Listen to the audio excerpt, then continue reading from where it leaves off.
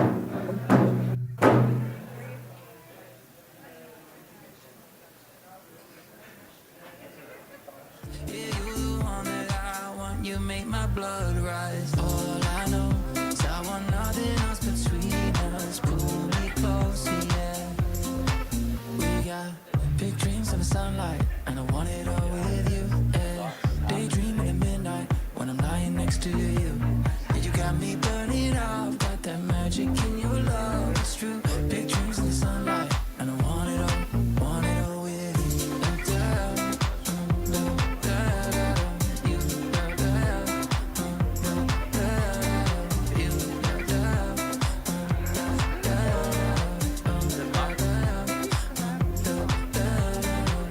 Big dreams in the sunlight, and I want it all with you. Eh. I know Grace's thing when they were setting up in here. Yeah, the room was so hot, so they couldn't come out all the time. It's probably like They told me one day I was gonna be a fighter. They told me one day I was gonna rule the world. They told me everything happens for a reason. But then you came and turned my whole life upside down. Now everything's inside my chest. I don't know what to do. If I ever lose, can't see this feeling. It's leaving me stressed. 'Cause I have somebody. No, I don't wanna lose you, no, no, I don't wanna lose you, no, no, I don't wanna wake up and find out you're gone. No, I don't wanna lose you, no, no, I don't wanna lose you, no, I don't wanna lose you, no, I don't wanna wake up and find out you're gone. No, I don't wanna lose you, no, lose you. They say the first few days are gonna be the hardest, and if I survive those days, I'll make it through. But they don't know I don't wanna move on, 'cause without you here, there's nothing left to rule. Now everything's hurting inside my chest. I don't know what to do if I ever lose you. Can't shake this feeling, it's leaving me stressed. 'Cause I have somebody trying to take you home.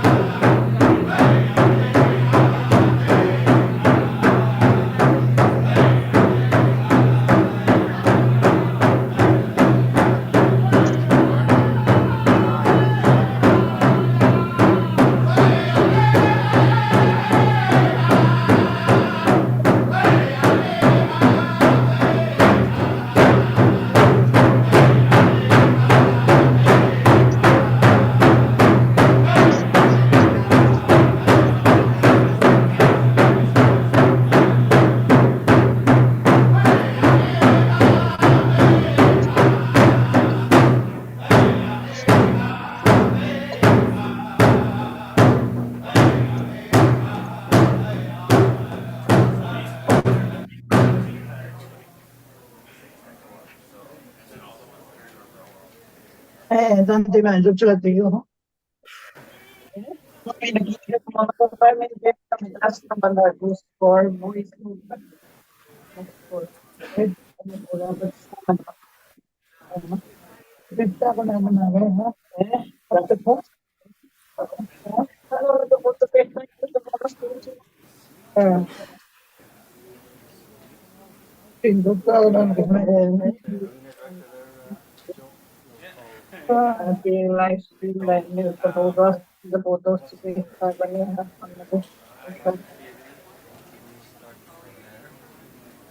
Bukan lain, mau kita terus kan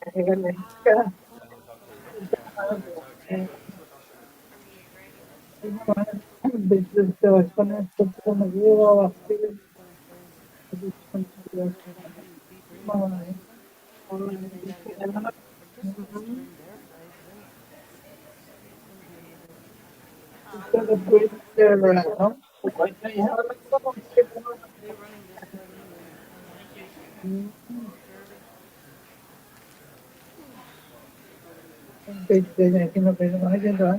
Buhay na halos sa pagmamahal sa post, kaya na. Yeah, sige, check tayo. Sige, mas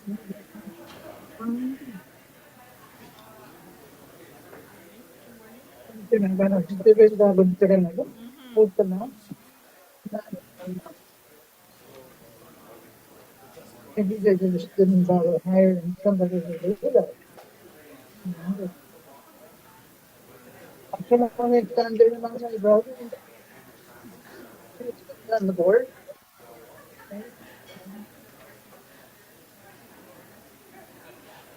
Lagi po nagtatanong mo. Thank you.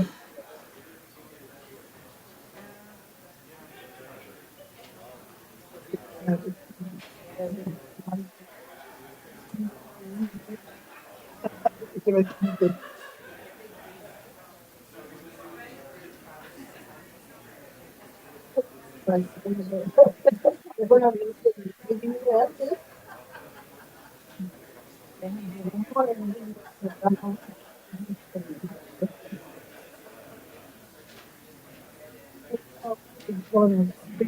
those,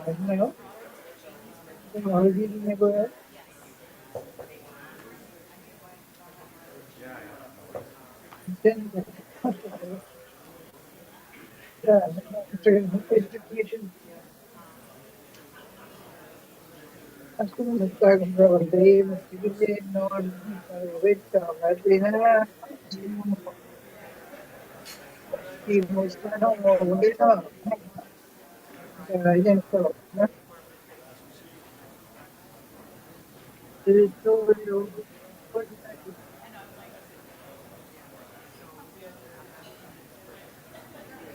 yung bigyan. At yun, We had talked about this last time. We had a call on Saturday. condition. He was gonna do the call for work when they returned back.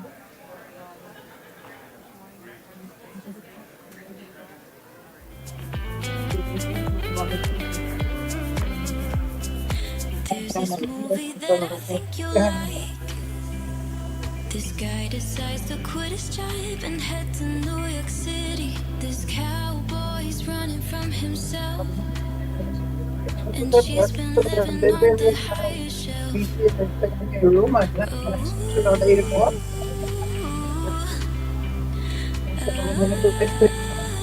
ni kaman start dating, running down to the riptide, taking all hit to the dark side. I wanna be your left hand man. I love you when you're singing that song, and I got a lump in my throat, 'cause you're gonna sing the words wrong.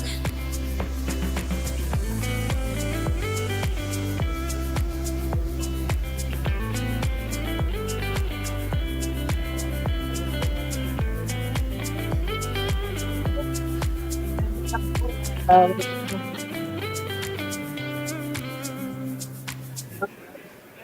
I think so.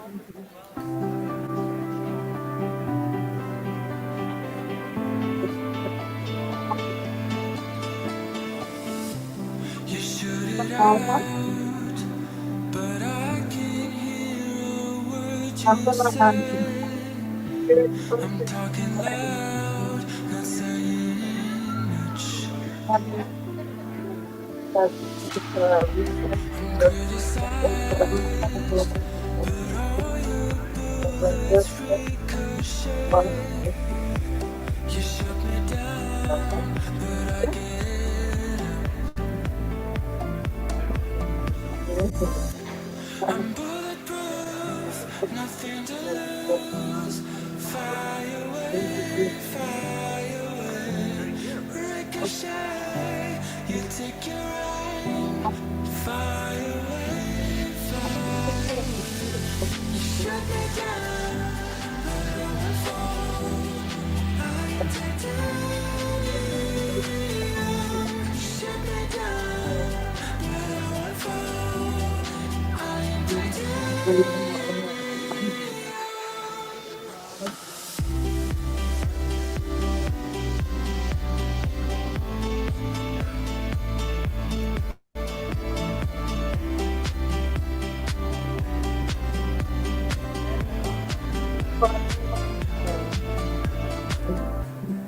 Get me down, but it's you who have further to fall. Goes down in haunted love. Raise your voice. Sticks and stones may break my bones. I'm talking loud, not saying much. I'm bulletproof, from a tape. nothing to lose. I Fire only take one away, fire for away. Ricochet, you take I your mean, it's the same own. thing. Fire Yeah, away, yeah, fire I did away. Shut me down,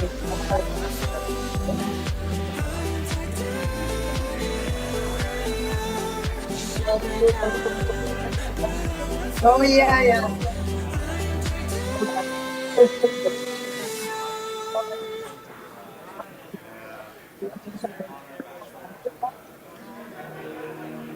I want you to know that every time I look into your eyes, I see all I need, I see all I dream, Yeah, and just happy suddenly I need you by my he's side. got I the bit to want you do. to know that every time I look into your eyes, I Yeah, see all I need, I see that's the all I problem. dream, and suddenly I need you by my side.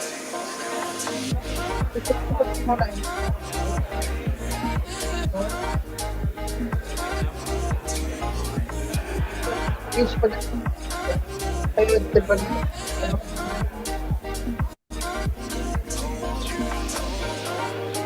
thank you for something to go ahead. Kaya naman may iba kaya nag-ipon sa ulit. Kaya ikaw nag-ipon ka na naman. Kaya hanggang sa sila, sabi mo, sabi ko na sabi niya, ano, ayun mo, nagsusulat, and I told her, I told her, I said, you know, English was not that great as my first language, so I just did that. I see all I need, I see all I dream, and suddenly I need you by my side.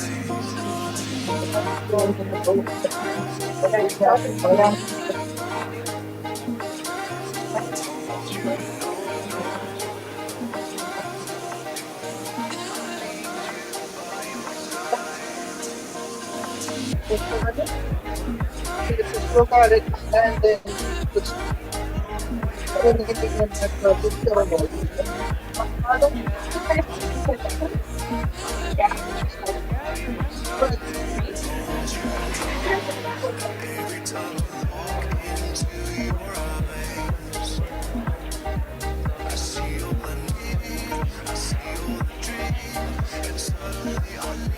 But for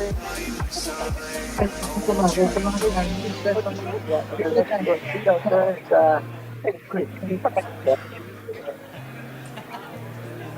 I think so.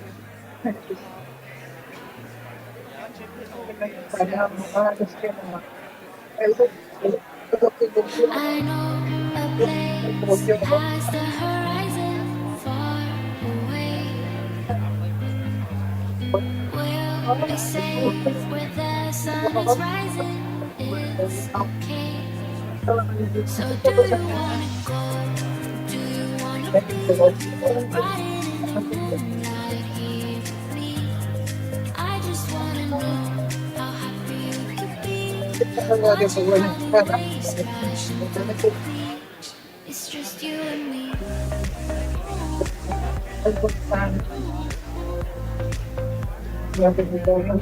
Just you and me.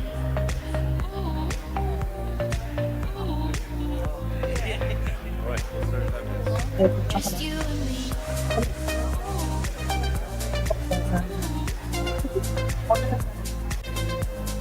Just you and me.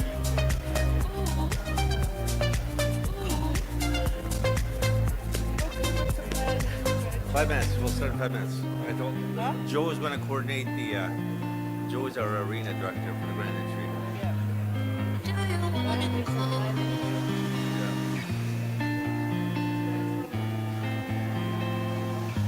So do you wanna go? Do you wanna be riding in the moonlight here with me? I just wanna know how happy you could be watching how the waves crash into the beach. It's just you and me.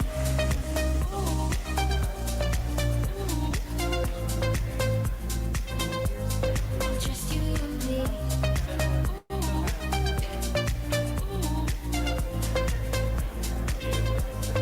Just you and me.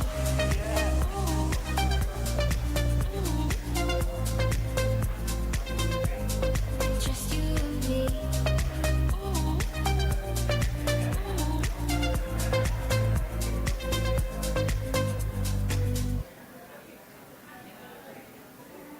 Come on, hold my hand. I wanna contact the living. Not sure I understand this role I've been given.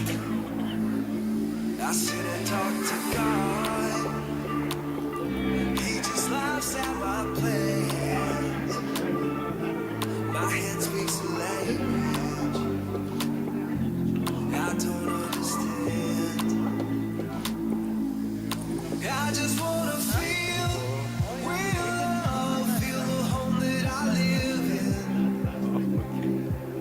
'Cause I got too much life Good morning, everyone. in my veins. Wachik.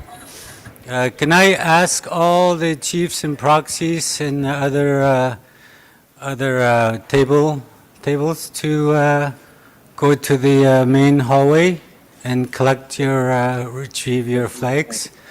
We'll do the grand entry shortly. Honest. Before I fall in love,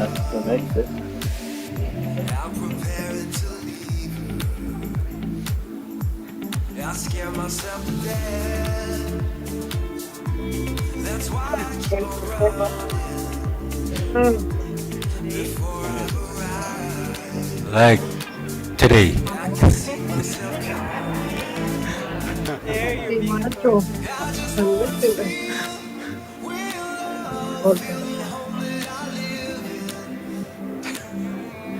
'Cause I got too much life.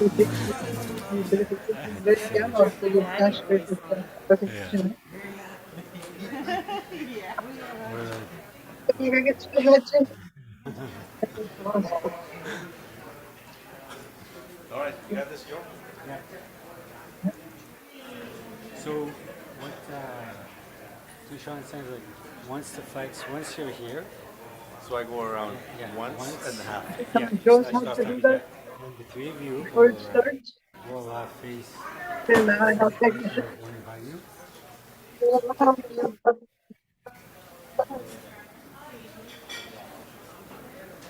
until they turn and you can just turn it.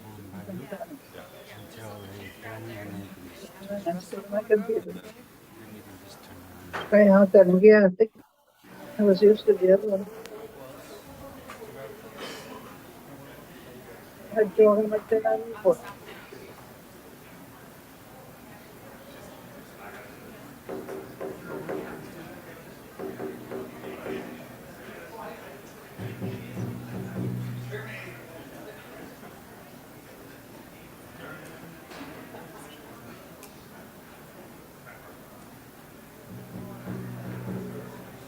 Maybe that's the middle one. Take the heat.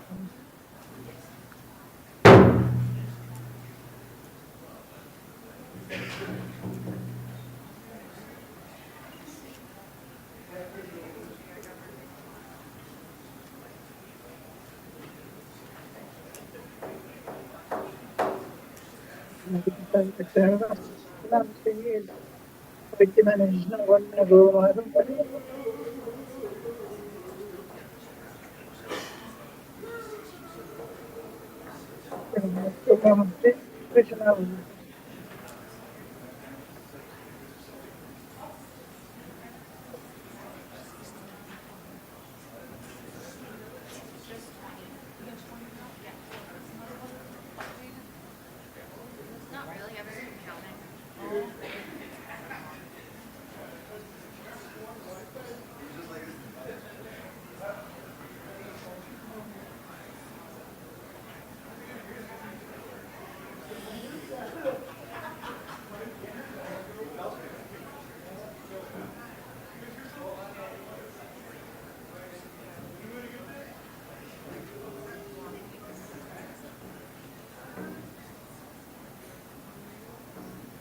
From my glasses.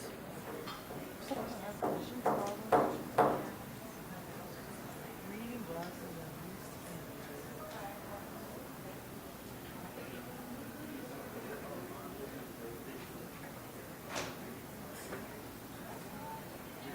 But you can go those side doors.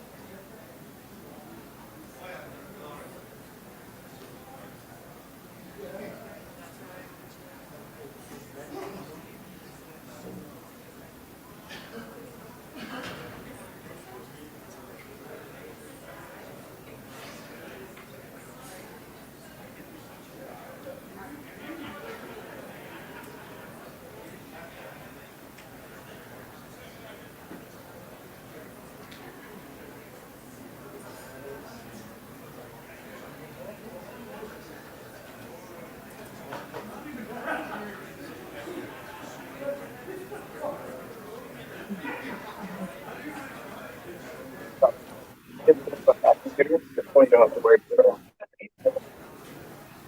Yeah.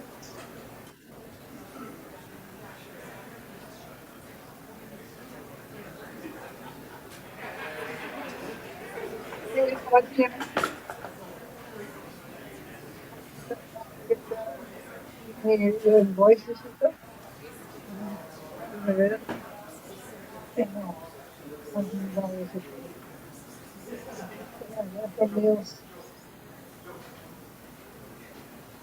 Yeah, I guess.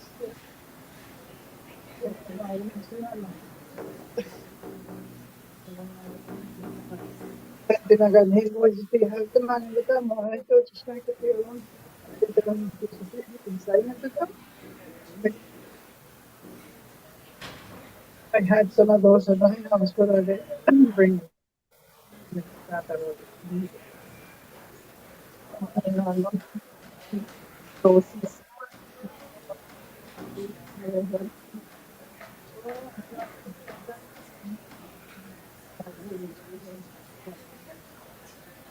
just already. Yeah, sige, ano ba?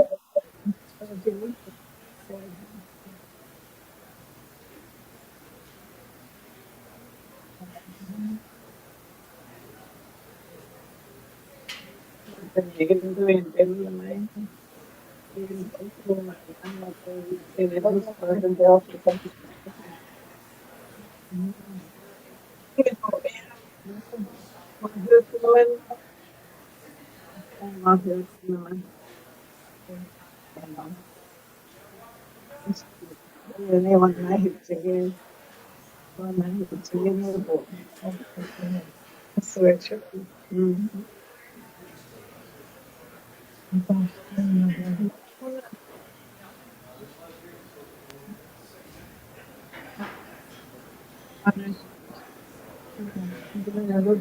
First something in the hand. I can be what else you said.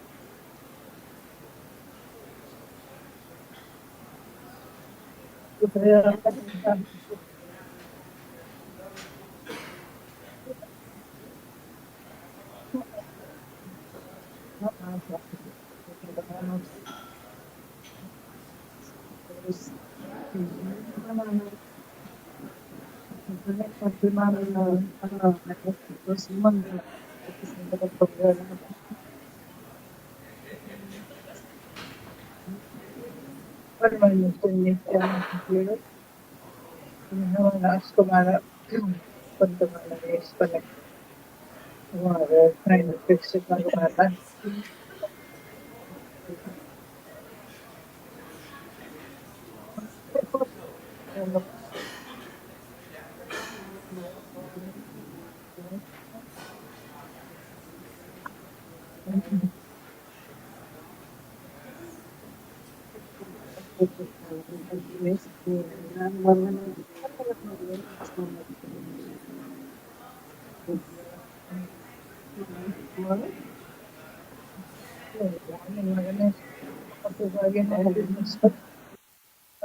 Tournament geldi. Nasıl? Normal içinde.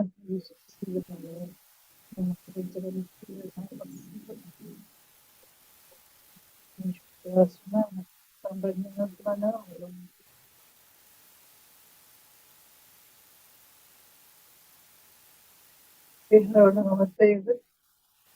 arkadaşın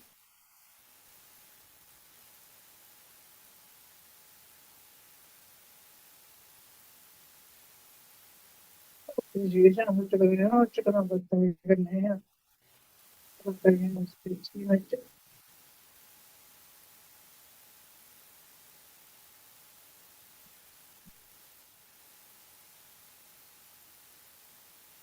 Bien.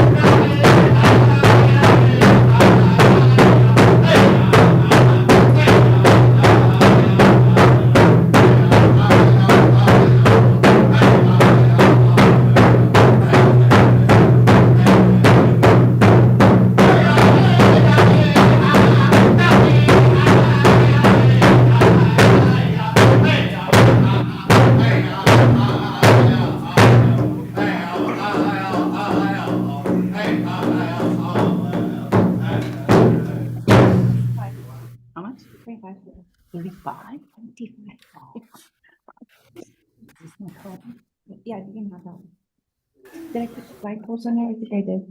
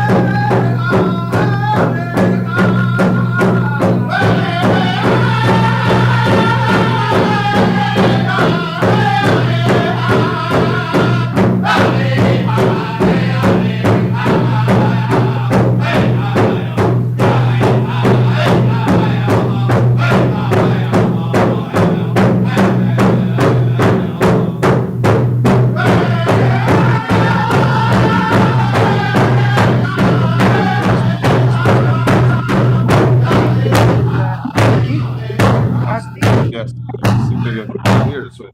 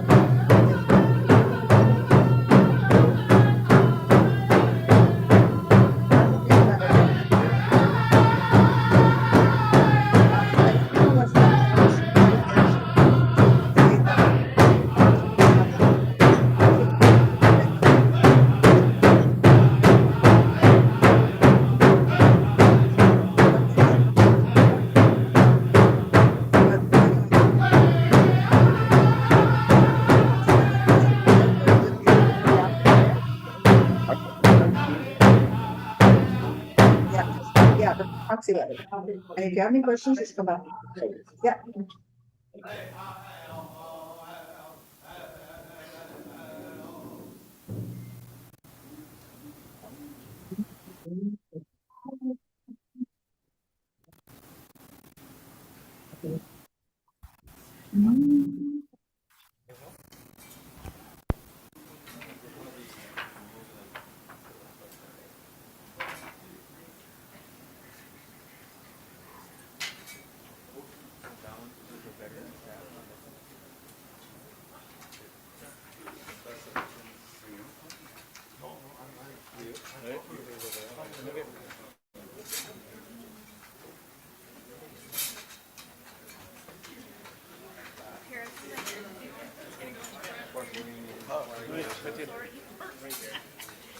And you both.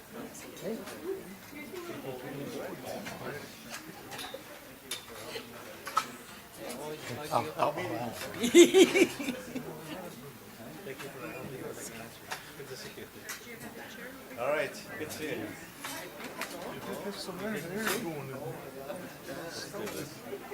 So should we put Grand Chief over there?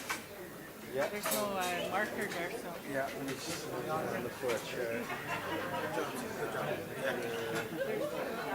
Ayan, yun ito. Grand Chief Yeah. Jinko. That elder.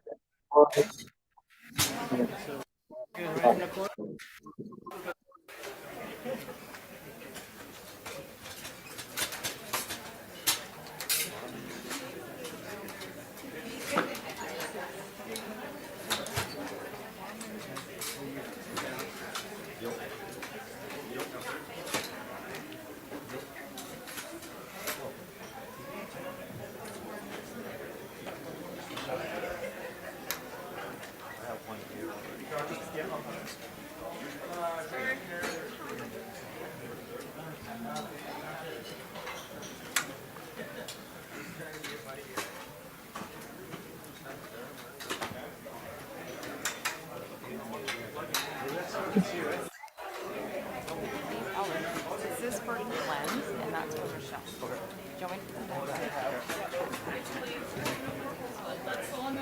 Good to see you. Amigos. Hey, good to see you. Hey, the gang is here. Closer. Okay, all set.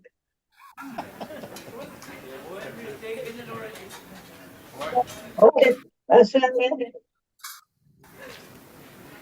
What do we do? So, opening prayer? Okay. Are you going to announce it? You can't. I announce it? Hello, amigos. Good morning. As part of our opening ceremony this morning to open up our winter assembly, we're going to ask one of our elders to come up and say a prayer. Elder David Fletcher from Moose Creek.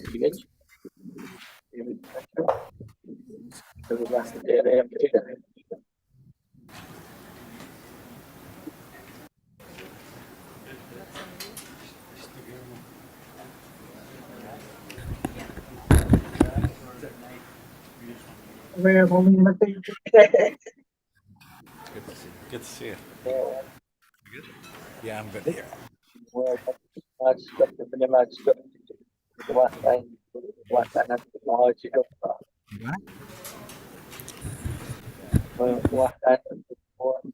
Oje, Ushun and good morning. It's been a while since I stood in you to offer the morning prayer, and it's always a good thing for all of us to take some time in our very busy lives to acknowledge our Creator and offer thanks for everything that we use every day, especially the gifts that are in front of us. I would first like to recognize the president of our Grand Chief and the executive, all the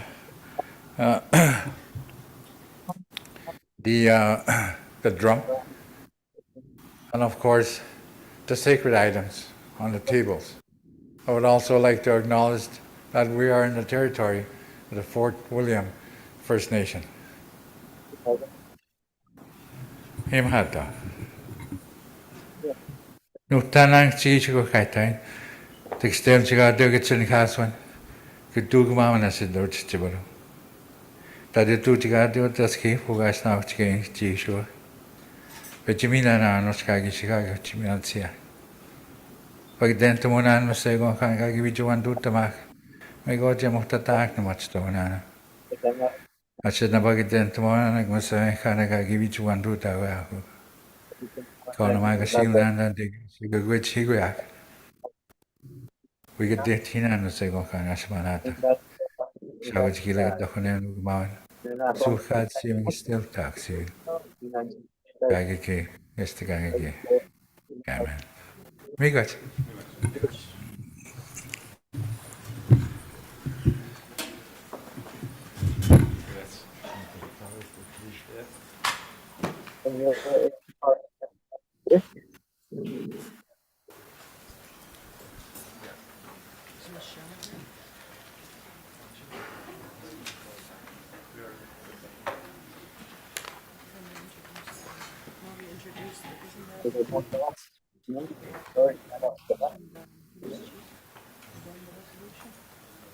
Oh, really?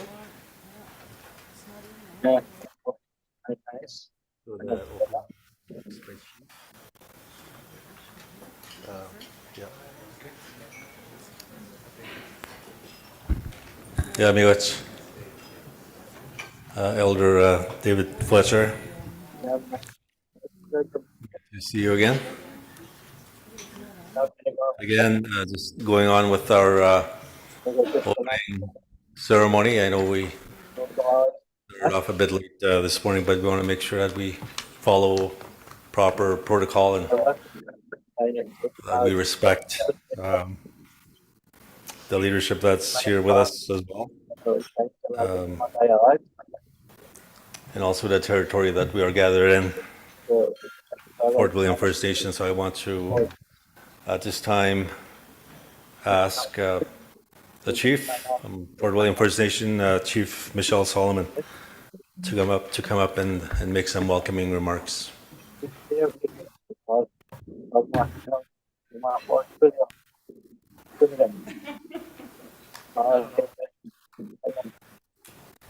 No pressure, he says.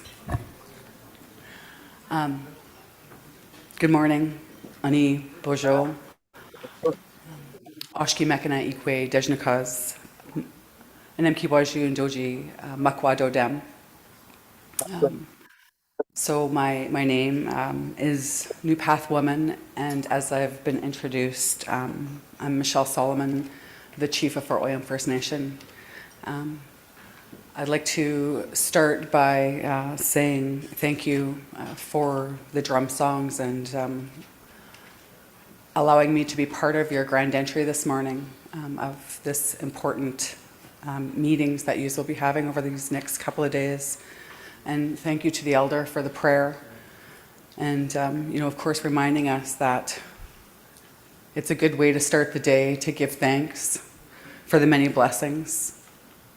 I'd also like to acknowledge Grand Chief Alvin Fiddler and ORC Glenn Hare. And I want to acknowledge all of you for traveling, all this way to come and talk about the many issues that your communities face. I would also actually like to take a moment to acknowledge former Chief of Fort William First Nation, Georgianne Morriso, who's with us today too. But really, thinking about the many unique challenges that Anishinaabe Nation deals with. The fires that have happened in your communities, the lack of services available to deal with these issues, and how tragic it is. And of course, the issue of water and the basic need of life being water, and having to always be fighting to have clean drinking water in your communities. It's really not right. And I stand with you in your fight to have justice in your communities, have the things that you need in your communities. And anyhow, I just wanted to take a couple of minutes to speak to a couple of those things. I do have another event that I have to go to, so I will not be staying. But on behalf of my community of Fort William First Nation, the members and the council there, I'd like to welcome you to this territory. It's always a pleasure for me to offer, welcoming our mountain, Anemki Waju and Nanabujo, and the sacredness of these places. So on behalf of all of us, welcome to the territory of Fort William First Nation, and I wish you really well on your deliberations and the work that you are doing here, the time you sacrifice from your family and your communities. So, miigwech.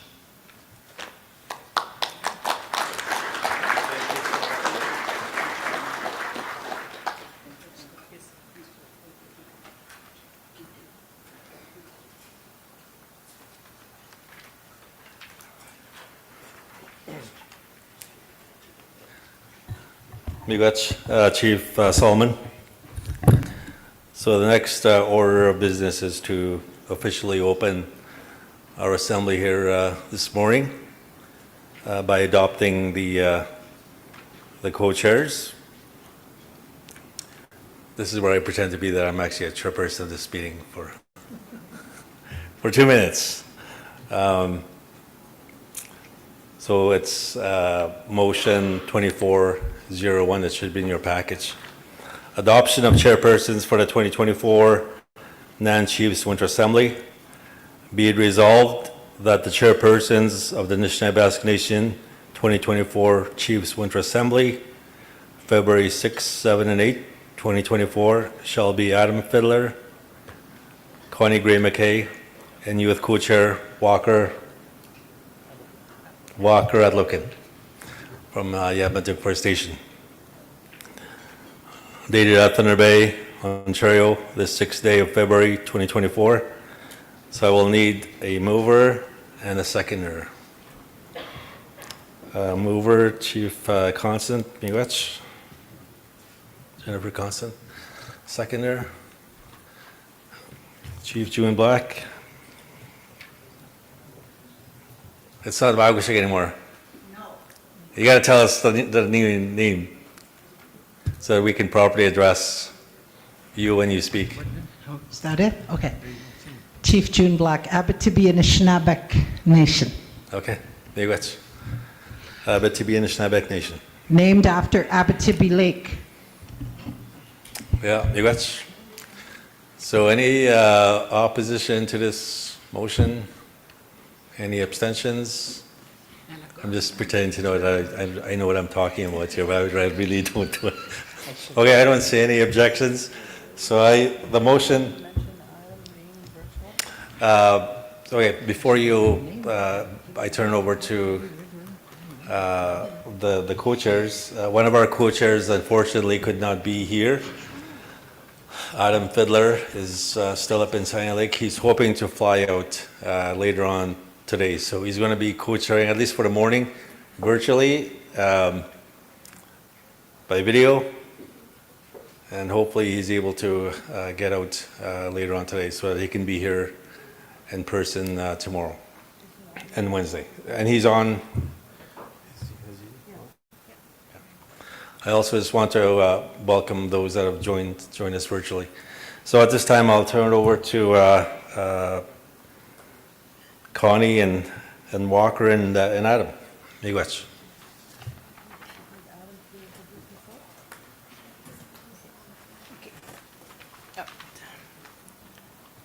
So Adam, if you want to do your introduction, that'd be great. Miigwech, Connie. Go Jim Noah Gakana Ogamakanag. Go me guys sig Danagi Kagwe Pamajibus.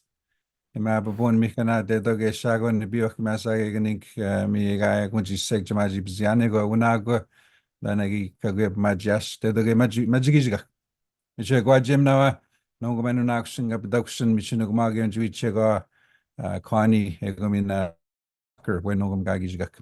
So again, my name is Adam Fiddler. Thanks for the privilege of assisting in this assembly. I am at home in Sandy Lake. I was planning on driving out on Winter Road, but the lakes have really flooded over. There's a lot of water, really mild weather. And yesterday I was trying to fly, and all of my flights got canceled. So it's just crazy weather, and it's something that actually is affecting all of us in the north. There are real concerns that we will not get in our urgent supplies, housing materials, fuel, and it doesn't look like it's getting that cold. So it's not a good winter road season. We have some struggles in the north, so it's a real fact that I'm facing myself. Monsieur Guajim Nawa, I'll be assisting on some of the agenda items, so I'll turn it back to Connie and Walker. Almost said Connie Walker, but Connie and Walker. So this is really new and exciting for me. This will be the first time that Adam's not in the room. We've always chaired together. And I think maybe this gray hair sticking out might be a result of that. But new year, new challenge, and I'm always up for a challenge and always up to learn. So my name is Connie Gray McKay, Hokimama Ingan Digo. This past year I got my Indian name, and it was always my Ingan that was always with me since I was a child, and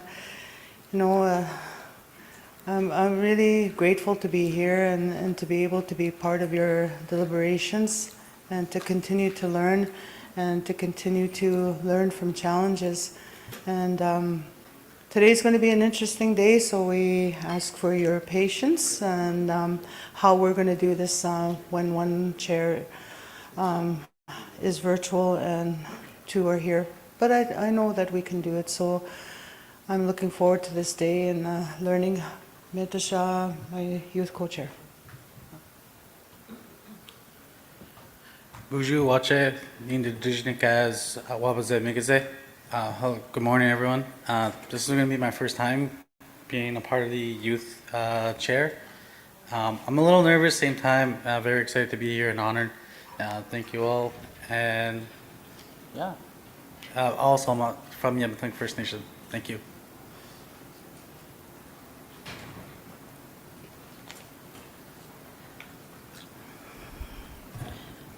That's what I forgot to say. I'm from Mishkegogman. All right, so if you can, we're going to get right into the rules and procedures resolution. If you look in your packages, you're going to go to page 13 of your book. And I'm just going to go, we're not going to go word by word on the rules and procedures, but I'm just going to highlight three areas. The first one is that in order to entertain any resolutions, we need a quorum of 23 in the room, and the staff will be part of keeping track of those persons in the room. So it's why it's very important that each morning and afternoon that you sign in to the meeting. The other one is the three committees that are on the side. Previously in meetings, we have them at the table. So to follow the rules and procedures, we will need, because they're not the official delegates of the meeting other than you as chiefs, so we'll need someone just to recognize them as a procedural thing. So if you want a women's council or youth council to speak, they will need one of you to say, I'm allowing them to speak as an official delegate. And the last part of the meeting is that we do have some chiefs that are joining virtually, so the staff will be keeping track of them, and you'll have to remind us if someone has their hands up. Okay. And it is an amendment to the rules and procedures. So if you can have a look at those and rules and procedures, and if we can have the resolution on accepting the rules and procedures up, that would be great. The resolution itself is on page 9. Page 9 of your package is the acceptance of rules and procedures for this assembly. I forgot to bring my Kukum glasses, so I can hardly see here. All right. I'm getting to that age too. Okay, so this is the adoption of rules and procedures for the 2024 NAN Chiefs Winter Assembly, number 2402. Be it resolved that the rules and procedures are adopted for the purpose of the 2024 Anishinaabe Aski Nation Winter Chiefs Assembly, February 628-2024, dated at Thunder Bay, Ontario, the 6th day of February 2024. So I will need a mover for this resolution. Need a mover. So if you can speak into the mic, state your name and community, and this is for minutes' sakes. So I need a mover for this resolution. It's procedural.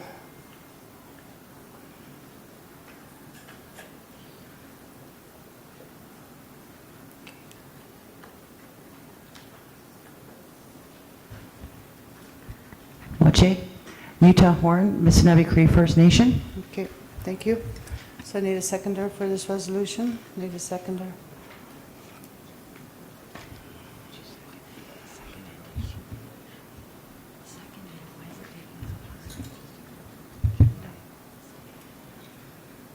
Okay.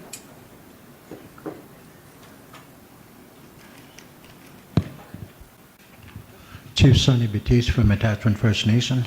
Okay, thank you, Chief. So the floor is now open for any discussions on rules and procedures. They've been the rules and procedures that we've continued to follow over the last few years of assemblies. Any other? Okay, so any abstentions? I had to do this whole, any abstentions? Any opposition? All in favor? Raise your hand, please. Okay. Right, so now we're going to go into the agenda. So if you look on page 11,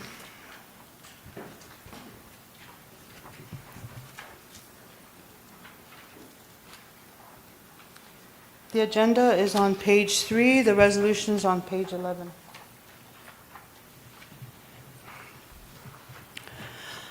So for day 1,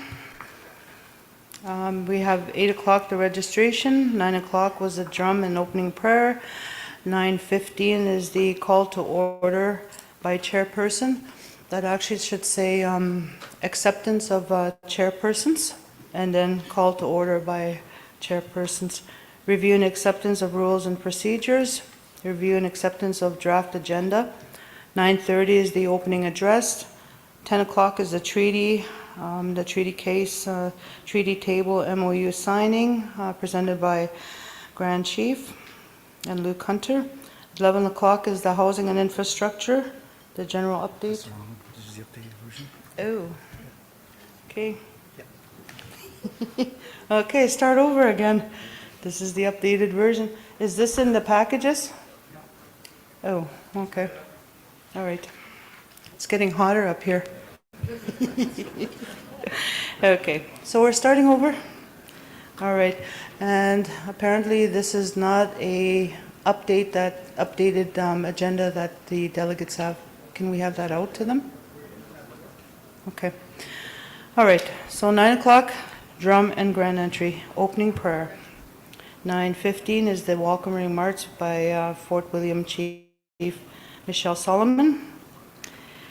9:25 is the call to order by chairpersons, review and acceptance of rules and procedures, review and acceptance of draft agenda. 9:40 is the opening address. You're very funny. 10 o'clock is the address to the chiefs by, the opening address will be done by Grand Chief. The address to the chief will be done by the Ontario Regional Chief, Glenn Hare. At 10:15 will be an in-camera session on treaty, the treaty cases. It's an update. It will be led by Grand Chief Alvin Fiddler, along with Chief Jason Gauthier, Missinaibi Cree, and Luke Hunter. At 11:15 will be the housing and infrastructure update, which is also on the water legislation, will be led by Alvin Fiddler and Mike McKay from Housing and Infrastructure. And then at 12 o'clock, we will have a lunch break. 1 o'clock will be the NAN Governance Committee update, which is also in camera. And that will be led by Chief Sherry Taylor, Ganugaming First Nations. And there'll be a resolution required for that.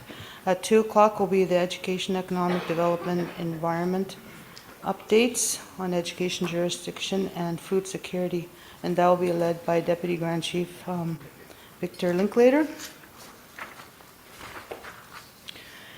And then at 3:30, OFNLP, there'll be a presentation. That'll also be an in-camera session. And that'll be led by Brian Davey, Randy Salt via video, and Arlene Van Avery also by video. And then at 4 o'clock, resolutions. And then 5 o'clock will be the adjournment. And we're going to now start with having the closing prayer and closing drum reinserted back into each day. So that is your first day. For day 2, February 7th at 8 o'clock will be the registration. So that's when everyone registers at the front so we can keep track. 9 o'clock will be the drum and opening prayer. 9:15 will be the call to order by chairpersons, either by Adam, myself, or Walker. And we'll also do a quick summary of day 1. 9:30 will be the advisory council updates, the NAN Women's Council, Shkatsa Council, and Elders Council. And those persons will be determined later. At 10:30, there will be an update on policing, which is the Community's Safety and Policing Act. Deputy Solicitor General Mario Somi will be here. That'll be led by Deputy Grand Chief Annabeti Achibinishkam and Mike Matetawaban, the NAPS Board Chair. And then there will also be a presentation on the community wellness, which will be also led by Deputy Grand Chief Annabeti Achibinishkam and Clarence Fisher. And the topics will be Men's Healing Initiative and the honorary ceremony. There'll be a lunch break at 12. At 1 o'clock, we'll get into the social services strategic advancement, the Chiefs Committee on Children and Youth and Families, updated terms of reference. There'll be a resolution for that. The CHRT, achieving a final settlement agreement on long-term reform. And this one is going to be an in-camera session. And this will be led by Deputy Grand Chief Bobby Narcisse. Coordination and oversight terms, supporting successful long-term reform and compensation rollout. And that will also be in camera. And then at 2:30, we will have a Chiefs Open Forum. That's an opportunity for Chiefs to bring out any issues that they may have to bring to the NAN table. At 4:30, the resolutions. 5 o'clock again, the closing prayer and drum. Day 3 will be registration at 8 o'clock. It opens at 8 o'clock. 9 o'clock will be the drum and opening prayer. 9:15, call to order by chairpersons, and then we'll do a quick summary of day 2. 9:30 will be the health policy advocacy, the review of the health focus resolutions and action plan, update on NAN Hope, update from Chiefs Council on health transformation, and there'll be some resolutions with that. That will all be led by Chief Elvin, Grand Chief Elvin Fiddler, Monica Conard, and Chiefs Council on Health Transformation. There'll be a lunch break, followed by resolutions, and then closing prayer and closing remarks, closing prayer and drum. So that is your proposed draft agenda for the next 3 days. I will need a mover and a seconder in order to make any changes to the proposed agenda. So I need a mover.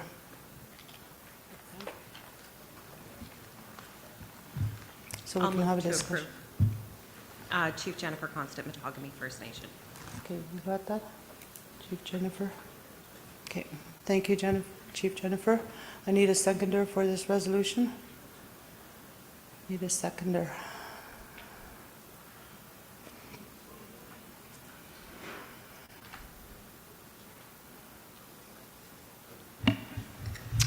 Deputy Chief Utah Horn, Missinaba Cree.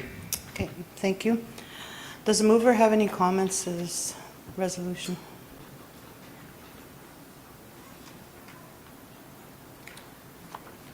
I didn't even read the resolution. I'm burning up here. Okay, so if you look on page 9. Page 9. I got the mover and the seconder before the resolution. Okay, so the acceptance of the agenda for the 2024 NAN Chiefs Winter Assembly. Be it resolved that the Anishinaabe Nation Chiefs Assembly hereby accept the agenda for the 2024 NAN Chief Winter Assembly, February 68, 2024 dated. So we do have the mover and the seconder. I was just one step ahead of myself. Mover, any comments? Seconder, any comments? Okay, so the floor is now open for any comments. Thank you to the mover and the seconder. State your name and community, please. Chief Lefty Khan from Berskin Lake First Nation.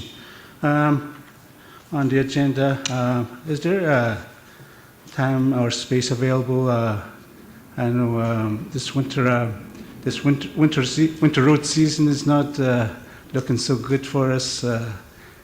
The communities that rely on winter road to haul supplies. What I wanted to say was, if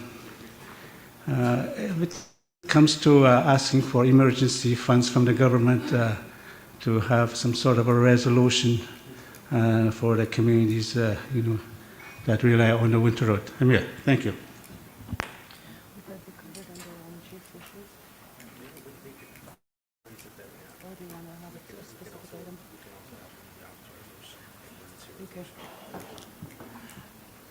Okay, thank you, chiefs. So the issue can be raised at the chiefs forum, but we can also have a resolution drafted to address that issue of the winter roads and the winter road season and how it's going to impact the communities. Is that okay with you? Okay. All right, Resolutions Committee, you got your job for today? Okay.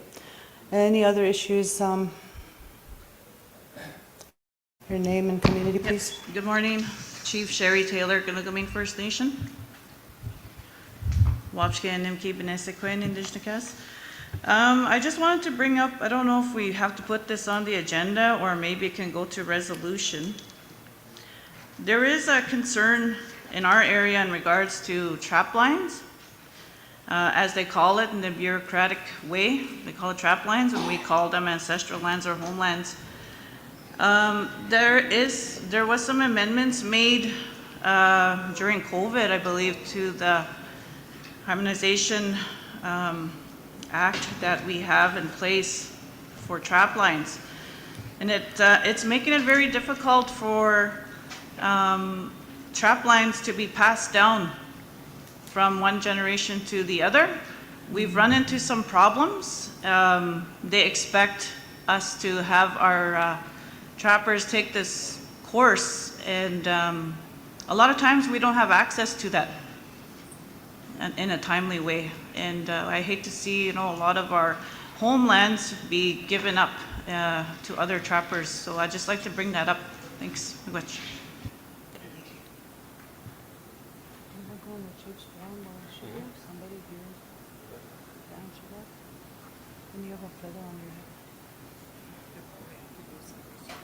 Yeah.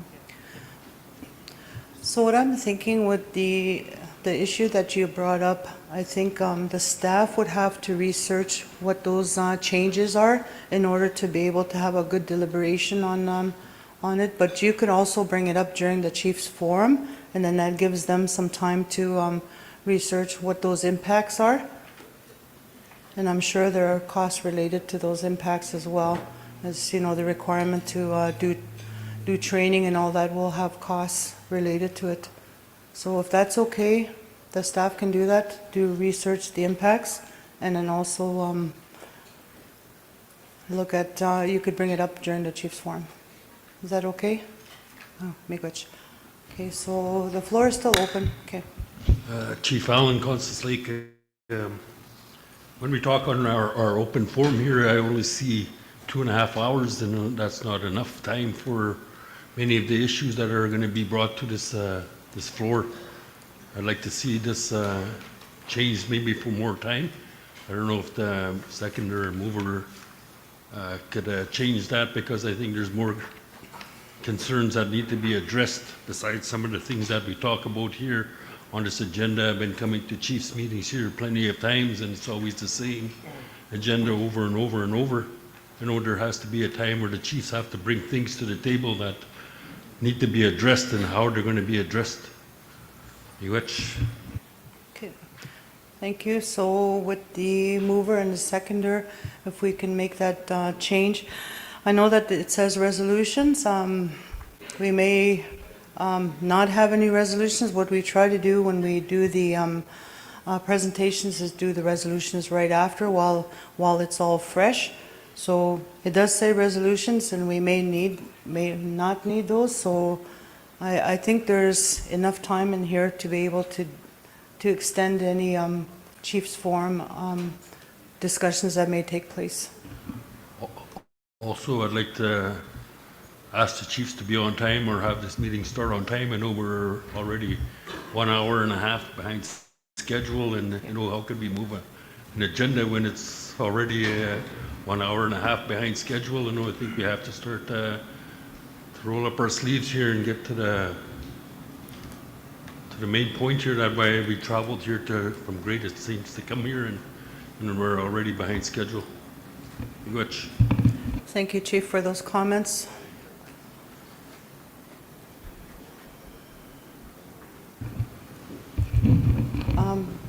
Yeah, good morning. Chief Sonny, and then Matthew. What's that, sorry? Oh, sorry. Yeah, you go first, yeah. Okay. You have your hand up first. Ireland, A, B, C. Anyway, yeah, good morning, everybody. My name's Sonny Gunn. I'm just the Chief of Ireland First Nation. Just to bring up a similar item like trapping, trap hands, and I have, I don't know how many mining claims that popped up in my territory, and it just doesn't, I can't keep up with, trying to, find who they are. So I don't know if the regional chief will be bringing this up. I had a little chat with him, but I think maybe a strong resolution should come from this forum to address the issues of these mining claims that keep popping up, and they're just smothering our land right now. So I need to make sure I get the support, because if I have to, I'll go to the land to defend these things, not on the computer. So maybe if we can get a resolution from here. Again, I got elected in November. I don't know the past of what went on as for what goes on with these mining claims. So if I can get some answers for the questions. Thank you. Okay, thank you, Chief Sonny. Ontario Regional Chief is making note of that, the resolution, and also the concerns that you brought forth.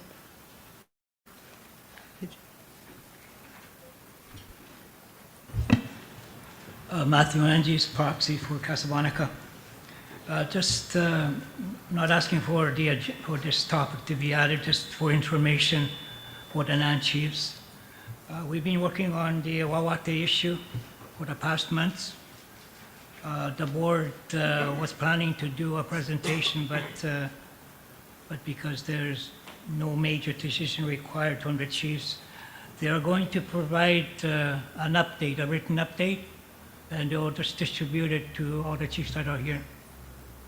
And I guess if there's any further questions, I guess we can deal with them during the chiefs forum.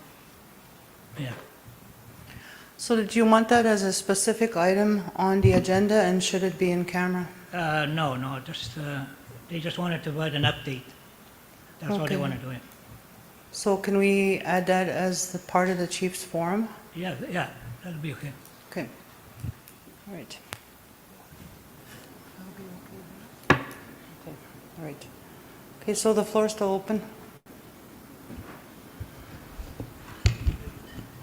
Chief Wesley Cat Lake First Nation.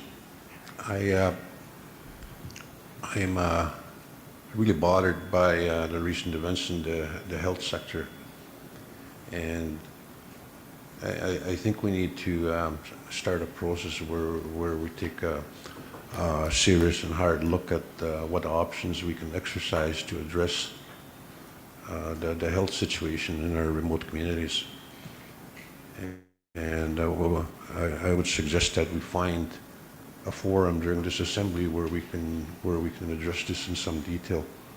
There's been some occurrences in our community in the recent days where we seriously need to address this. It's a serious issue, and it's on the scale of an emergency.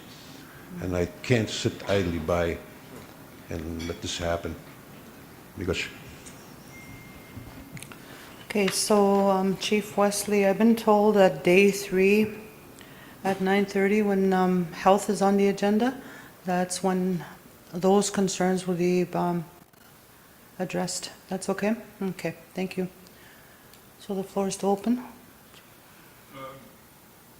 You just got to push the button in Mia. Morning. My name is Henry, proxy for Saskatchewan First Nation. I'm just thinking here, it's my first time sitting amongst you chiefs and also taking the floor. I have a very, very high concern on the drugs coming into the northern communities, for any community. I was just sitting here, I'm not sure, or I know there's been talks about it in the past. I know that. But I'm just wondering what steps has been taken. Because right now our communities are just, I don't know if the right word would be plagued, but we have young people dying.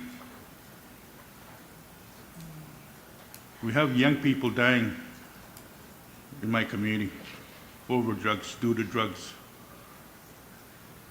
I'm not sure what kind of drugs that come in now. I know they're drugs that are deadly that are coming into our community. It used to be just alcohol,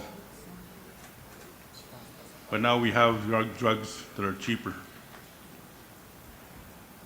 My thinking right now is, has there been some kind of strategy to be taken, at least to alleviate to handle this this very high concern of each community must feel the same thing as I do. So I'm just wondering, if there could be a day or two planned to really look into what's happening in our community regarding this issue, and that's my I don't know, request. Just like that gentleman was saying there with the health issue, maybe that can be combined. And that's what I wanted to address this around the table. Miigwech. So there are a few places in the agenda that may touch upon the topics that you're talking about. Is on day 2 when NAPS does their presentation. It can also be brought up in that form and when it comes to questions, or it can be brought up in the Chiefs Forum and also under health. So you can also bring it up in those areas. And also your request is noted for asking for a specific meeting just to address the drug and the health of our people. That's been also noted by the executive at some time to have one soon. Mia? Okay. All right, those when we could get there. Any more questions, additions? Chief Allen again. I'm not too sure if my question was answered on if we're going to have some extension on our open forum for chiefs. As I said, there's a lot of issues as the proxy chief for Saskatchewan. I know that's a big issue that can be talked. We can talk a whole day, maybe 2 days. You know, it's an epidemic that's going through our communities, and that has to be addressed in some way or fashion. And to have it in only a 2-hour period that we have here in our open forum is just not enough. If there has to be a resolution, move forward. I'll second the resolution or move it to have just a drug meeting to have with the chiefs here, because as I said, every community is going through this epidemic right now, and I don't see enough on the agenda that has to be to address this and what we're going to do. So for day 2, we could go from 2:30 right till 5, taking out the resolutions. That would give you 2.5 hours. And we can also go later that day. I mean, some of these discussions do take longer. Yeah, I did that already. That's why Adam and I worked together good. He just texted, he said, just go 2:30 to 5. That's exactly what I said. All right, so if that's okay with you, for day 2, we can go 2:30 to 5, and if need be, we can go later. Is that okay, Chief? Why don't we just move it from 1 o'clock to 5? I know that's sufficient enough time to address all the concerns. I know there's more than one big concern here at the table that's not on the agenda. I know there's many other communities that face different crises in their communities.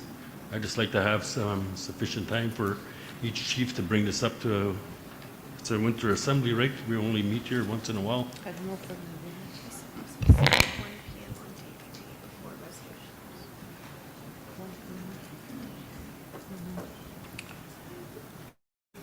Okay, we have a suggestion. If we went to day 3, and I know day 3 is always, people are traveling or leaving. Day 3 starting at 1 o'clock, just to deal with the chief's forum. So you can go 1 to 5 on day 3, if that's an option. And then, of course, we have to go to the mover and seconder, see if that's okay. Is that possible with your suggestion?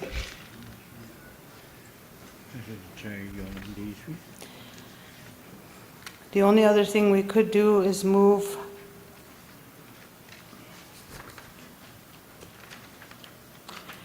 It's a pretty packed agenda, as you can see, day 2. There are a number of in-camera issues. It depends on how quickly we get through and how quickly we start and how quickly we get through the morning items and moving things up as you finish them. So we can go day 3, 1 to 5, or we can leave it where it is and go later. That's the options that I see right now, because each of these items are need their own time.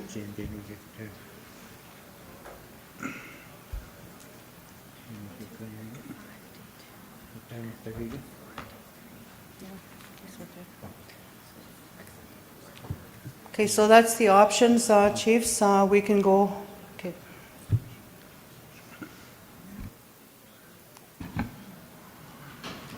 I'm not sure, but I'm just thinking here, on that day, the third day, I have at least 12 hours of driving. So I don't, for me anyway, I'm not comfortable with day 3, maybe day 2. Okay. Thank you. All right, so we got one person for day 2. Maybe if we can have, to make it quicker, we could have a show of hands extending day 2, 2:30 to 5 as a discussion. If we need to go over, we go over. I know that in years past, we've had chiefs meetings go till 8, 9 o'clock at night. So we're here to have a meeting. All right, how many would be in favor of going day 2, 2:30 to whenever we finish the discussion on chief's form? If I can have a show of hands, day 2. All those in favor going 2:30 to 5. Okay, looks like it's a done deal. So we'll go 2:30 to 5 on day 2 on chief's open forum. Is that okay with the mover extending that? Seconder, is that okay with you?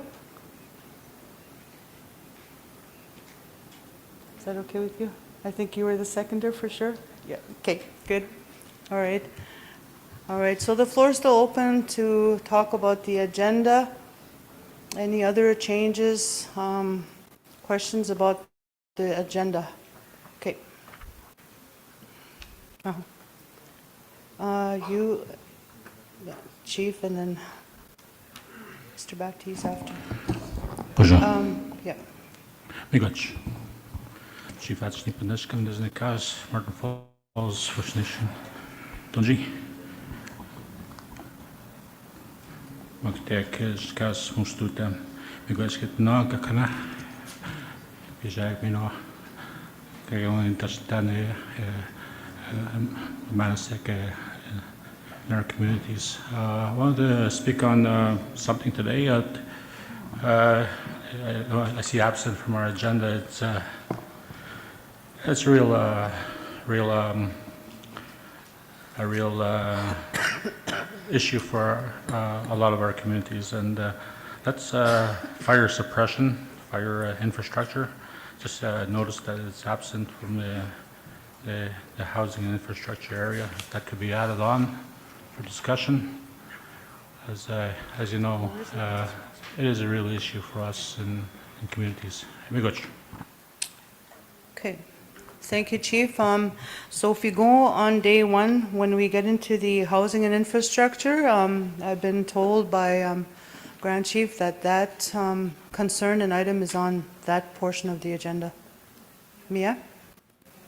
Okay. Good morning, Chiefs, Delegates. Jason Batiste, Proxy, Chapleau, Ojibwe First Nation. Just some rules of procedure around the open forum. I'm fearful that the agenda gets lost in generalized discussion. There's a bunch of things going on that we're all concerned about. We're hearing some of that this morning, and I'm wondering if, Chair, if there can be some thought about putting some guardrails around, if it's a 5-minute presentation from a chief and a concern, just some rules of procedure so people can say the things that need to be said. And secondly, you know, how are we framing that then as an outcome for the chiefs? Because the last thing we want to do is have a good discussion and then it just stays a discussion. So what's the outcome? So I'm just asking that you know, we consider some logic to open forum from the moment that the discussion takes place to the time that there's either a decision or some action that is taken that makes sense. Miigwech.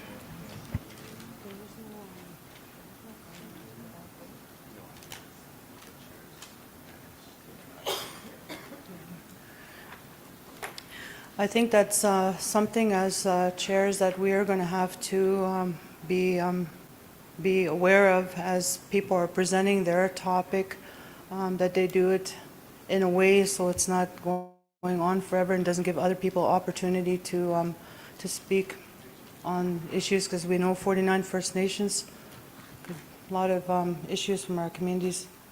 Right, Chief? We'll manage that as best as we can, is all I can say. Good morning. The concern I have here is putting your resolutions at the end of the meeting again, and I believe we make the same mistake over and over and you start to lose quorum. So I would suggest that you do your resolutions before that, in the morning or even the day before, because every time we lose quorum, trying to get it done at in the 11th hour, and people have flights and people have travel and whatever they got to do. And so it's just a recipe for failure. So I think you should contemplate that. Miigwech. Okay, thank you, Chief, for that concern. What we've done in the past as chairs is, as a topic is presented, the resolution is presented right after, while it's fresh in everyone's mind, so we'll continue to do that. And if the staff can make those, move those resolutions to the areas that we're going to be dealing with them, okay? And I think the reason why the last day has resolutions is any of those other resolutions that are not specific to an agenda item that are presented. It could be support resolutions. I think we just left room for that. But thank you for that concern, and we'll be cognizant of that. Any other items on the agenda?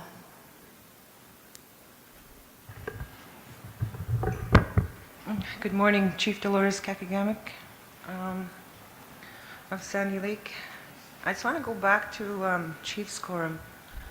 Why isn't Chief's questions done at the beginning so that some of it will be addressed in all these other presentations, or would answer some of the questions?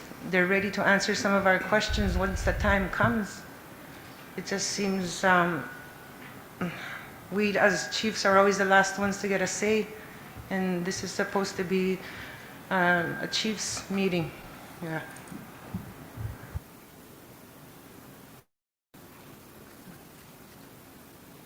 Does anybody can answer that? How the agenda was set up? So the Chiefs Forum is on day 2. And I believe that the agenda was specifically set up a certain way based also on those that are co-presenting, and to start with the treaty presentation and then go into the other topics. I'm not sure who can answer that. Okay, Annabette's going to answer that. Miigwech, Chief Kakagamic. When we were planning our agenda, it was very important for us to have a Chiefs Open Forum, and I'm grateful for the comments. We thought that maybe it'd be best that we provide some presentations so that you could respond to those in your open forum. And we also have noted the comments made so far in terms of possible discussions during the open forum, and we will at that time provide the feedback and also the response. Miigwech.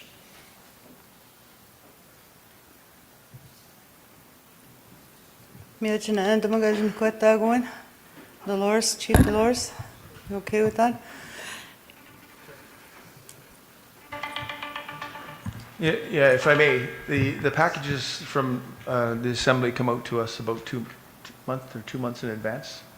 And in those moments, we're asked to provide agenda items and commentary so that the executive and the staff can prepare an appropriate agenda based on the community's needs and requirements. So I'm not here to scold anybody on this thing, but I knew I get the package. Mm-hmm. We're asked.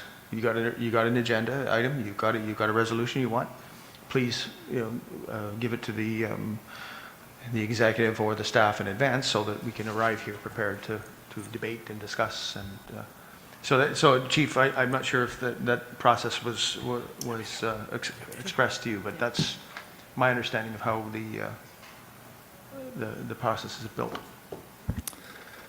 Yeah, miigwech, Jason, and miigwech, chiefs, delegates, for your feedback and your comments. The challenge that we all have and that we had when we were putting this agenda together is to try to somehow jam everything into 3 days, knowing that there are so many pressing issues and priorities that we all have at the community level, at the regional level, at the national level, that we need to be able to discuss, and that we need to be able to hear from you so that you can provide support and direction to the work that we do at NAN.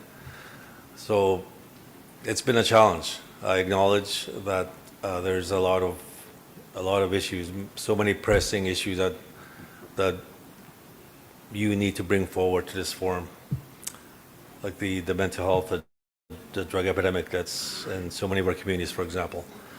So we will be having a series of meetings this coming spring, like in the next month or so, to try to have those discussions on issues that are specific to what you raised. For example, Chief Kemp talked about the winter roads. There's going to be a roads forum again, or there's a housing forum coming up in the fall. So we're trying to line up all these important gatherings so that we can have more time to have these discussions on the specific items that you raised here this morning.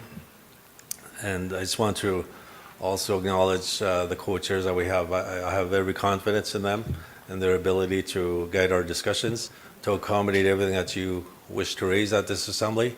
And if we have to adjourn at 6 p.m. or 7 p.m., that's what we will do. We will make sure we have food, that we have water, so that we can, and coffee, most importantly, coffee, so that we can have these longer discussions if we need to, recognizing the importance and the urgency of some of the issues that we need to address here in the next 3 days. So I just want to acknowledge all your comments, and also acknowledge the strengths and the abilities of our co-chairs to be able to manage all this for us in the next 3 days.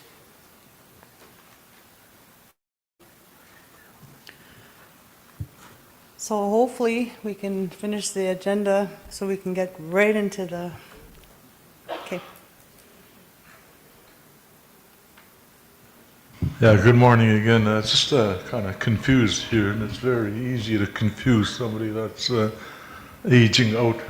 Anyways, my issue is that, you know, we're looking at the agenda, and then, you know, we at the back page we have the Chiefs Forum, and we as 49 communities, so this is a political organization where politics is discussed, like what my friend over there said about drugs and alcohol and such. And I think, you know, when you're looking at, you know, a corporation, you know, I can relate back to my friend from Martin Falls, the Eli Monias. He was saying, I'm not a corporate chief. I'm a political chief that needs to be listened to in a political front as to what we need. You know, like I hear about the road issues, I hear the drug issues, and I think we should take that time. And then my friend to my right here, he's talking about, you know, extending the chief's open forum so that we deal with real issues that affect us. You know, I recall NAN went to Ottawa to deal with the suicide crisis and such when they went to Ottawa. And these are the things that are real, that are in our communities, and that we need to really focus on. You know, and I'm not knocking, you know, any other updates that are here that are corporate in nature. I think it should be just that they bring, you know, their updates on a piece of paper, and then spend more time talking, you know, our issues, real issues in the communities, and not what the corporation is doing. So again, I'm not knocking the system, but I think we need to change our format, as we are, you know, a political organization, and we should be talking what it is that each community wants to address. And like I said, you know, when you have 1 hour to discuss and you're not getting your answers, then you go home frustrated, and everything's, you know, the same old.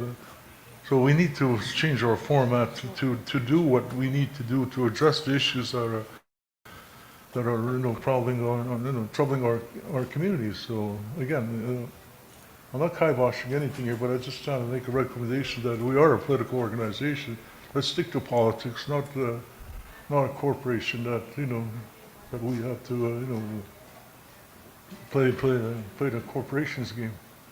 With that, and thank you. Okay, thank you, Chief, for your comments. So the executive is taking note of that, of the possibility of changing the format to have a corporate business type meeting with presentation, and then another one that would be just political. It's the same, to give that opportunity for chiefs to bring their issues. So that will be looked into for the next forum, but for this forum on the agenda, it'll be day 2. And we start at 2:30 hopefully, and we can go as long as we need to when it comes to Chiefs Forum community issues. Right, so I don't see any other hands up. I just want to add that the first agenda I seen that was mailed to us had Chiefs Forum every day.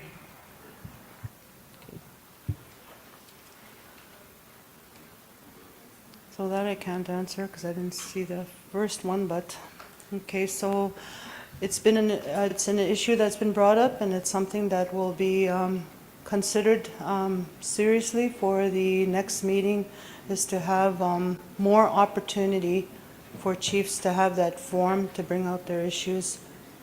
Okay? Janandaman? Okay. So we're still in the agenda. Hey, nice to see you.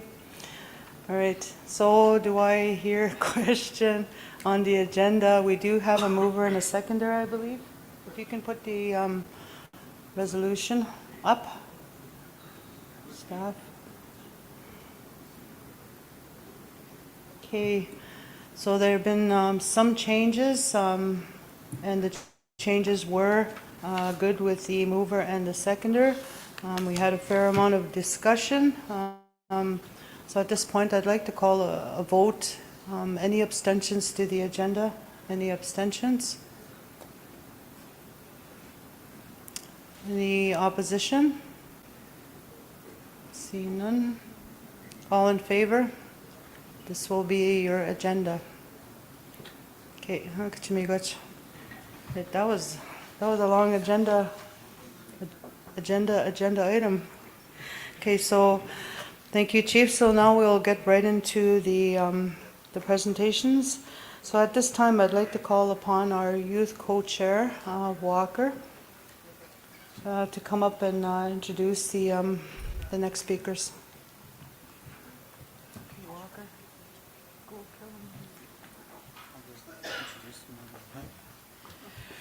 Good morning, everyone. Opening address, I'm going to introduce Grand Chief Alan Fiddler. Thank you. Thanks,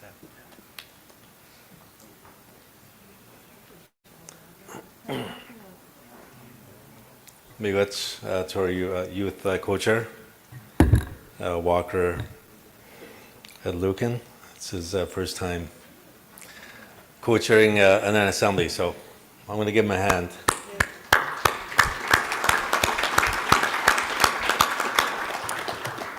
Good morning, chiefs, and all the council members that are here, all the communities that are represented here at this assembly.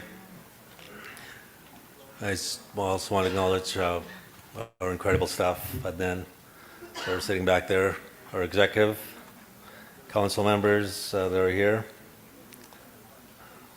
Deputy Grand Chief Northeast and Deputy Grand Chief Linklater, Deputy Grand Chief Hatshepsut, and also our regional chief from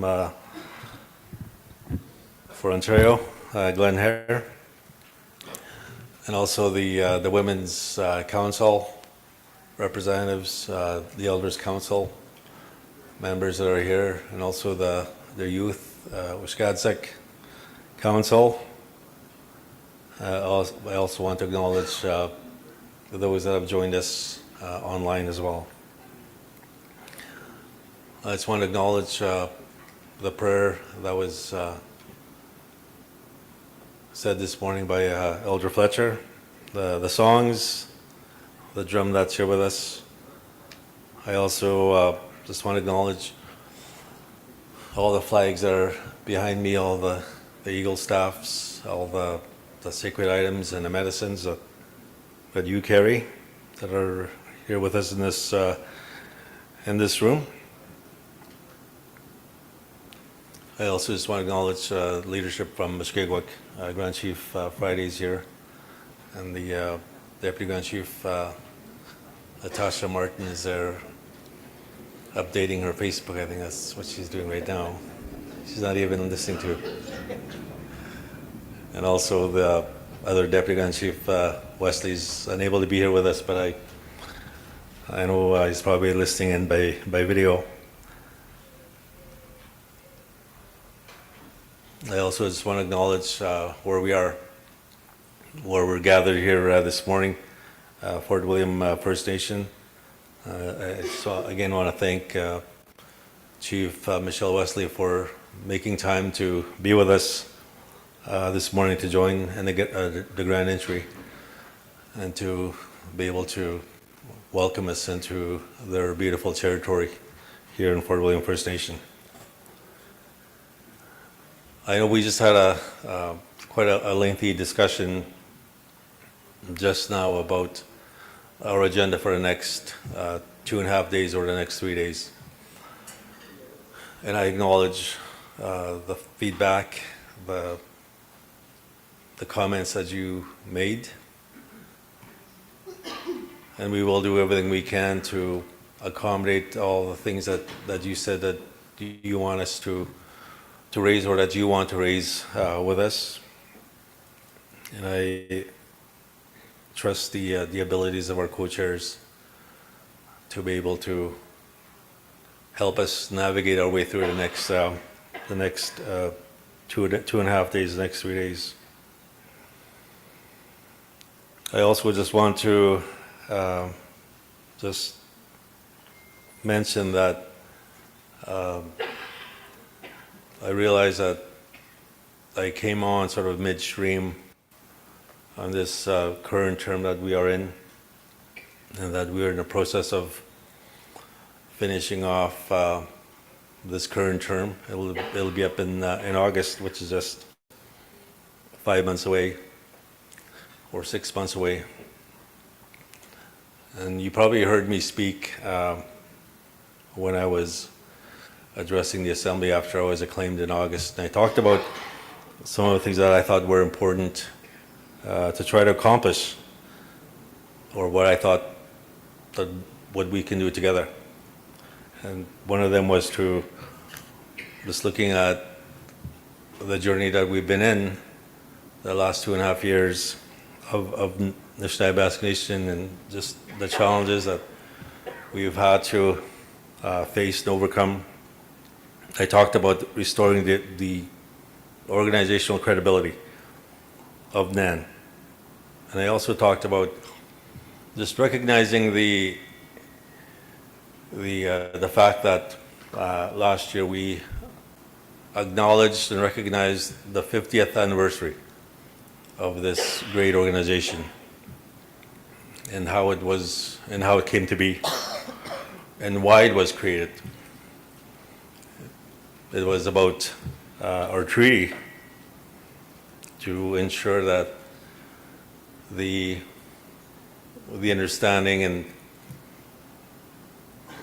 what our elders and our forefathers understood, what the treaty represented, what it meant to them, and what it stands for. That's our responsibility, to make sure we uphold all those promises, both that were said to us by the commissioners, and also the words that are also written in the documents that we have, and to ensure that we carry on with the work that our leadership and our elders had when they created this organization over 50 years ago. I also talked about reconnecting with our communities and you, the leaders of NAN, and that I encouraged my colleagues on a non-executive to do the same, to visit you more often, to be more visible on the ground, not just in times of tragic events, but also during times when you have celebrations, that it's important that we need to be a part of those as well. And I know these are large goals, and I wouldn't be telling you the truth today if I were to tell you that we've accomplished them all. We haven't. But the work, the commitment to do all these things is still there. And I trust the non-executive, my colleagues, that they've taken these to heart as well, that this is part of our everyday work plan that we do to reflect these objectives. And that'll be part of our assembly the next 2.5 days, that we will talk about some of these things, and through the updates that we'll provide you, to tell you on some of the progress that's been made in all these different areas. But I also just wanted to start off by taking a minute to give ourselves a bit of time to reflect on the many losses that all of us have suffered in our lives, in our families, in our communities. You may notice, for example, that if you glance to my right with the elders table, the NAN Elders Council, that we don't see the elders, some of the elders that used to be there. You know, Auntie Helen, for example, left us in September. And I remember her words when I was sworn back into office at the Victorian. And she came up to me with the headdress and she said, "This is my final time that I will do this for you."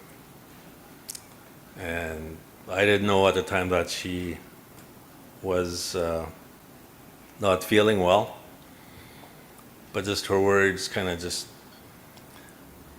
told me that she would be leaving us soon. And she did.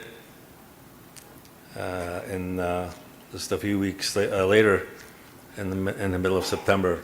So I acknowledge her and her family.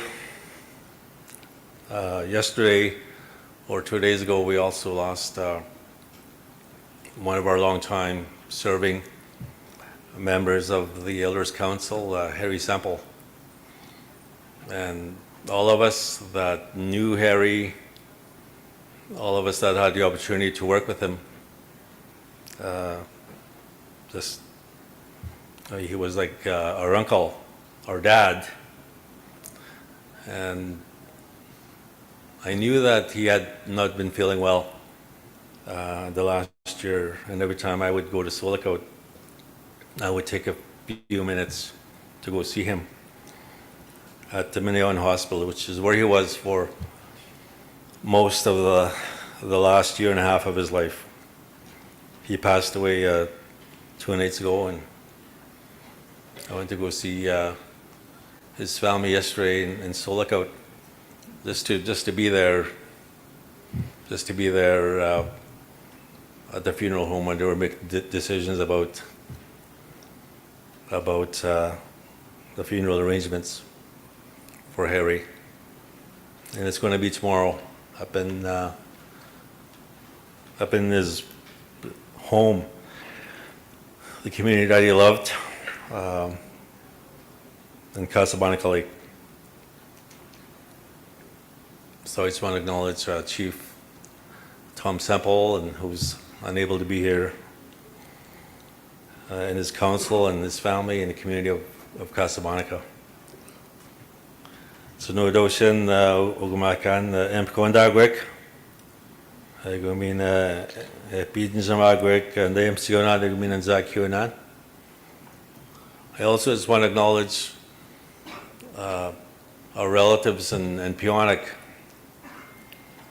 You know, again, just recently, they lost 2 of their community members to a house fire.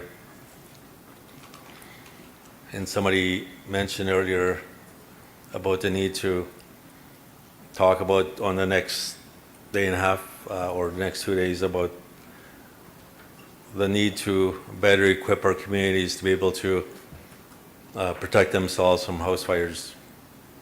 And so I just want to acknowledge Peonic, Chief Hunter, all the community members that have been impacted by this, again, this tragic loss that happened.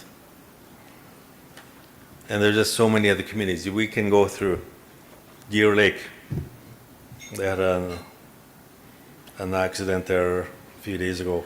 The Scandiga, just the ongoing losses of their young people. You know, Bearskin Lake, you know, they lost a young, just this beautiful young girl, that was going to high school or college here, Jenna Osberg, Musquat Dam. We lost just an incredible young man right after the New Year's. And so I just want to extend my condolences to all of you. And I sometimes feel that that I go to too many funerals, and I've delivered so many eulogies and trying to bring words of comfort to so many families, and I know that's something that you, as chiefs, as leaders in your communities, that's something you have to do as well. So I just want to commend your leadership during these very difficult times. Last week, or a week and a half ago, and this was, again, I think just something that happened in one of our communities, and we just knew that we had to do something. Some of you, in fact, called me to say that you have to do something. And so we convened an emergency meeting in Ottawa on January 24th, and we invited some of the federal ministers that have the portfolio on the areas that we want to talk about. For example, ISC Minister Patty Haidu was there. The minister from Saranac was also there, Minister of Health, and also the minister that has the mental health and addictions portfolio was also there. And to me, this sort of represents the work that we are doing on restoring the credibility of NAN, and for NAN to be out there, to be seen that we're actually doing something.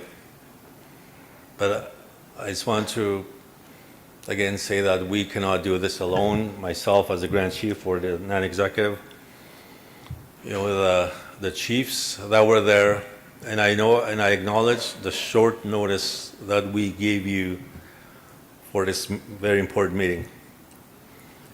But some of you were able to be there to just, I think, in the case of Chief Sonny Batiste, just jumped in his car and drove to Ottawa and spent time with us. And I'm so grateful for the chiefs that were there in person and also online, because that made it even more impactful to have the leadership there. And some of the details that we learned from the leadership, from the council members that were there, and both in person and online, was profound, but also heartbreaking.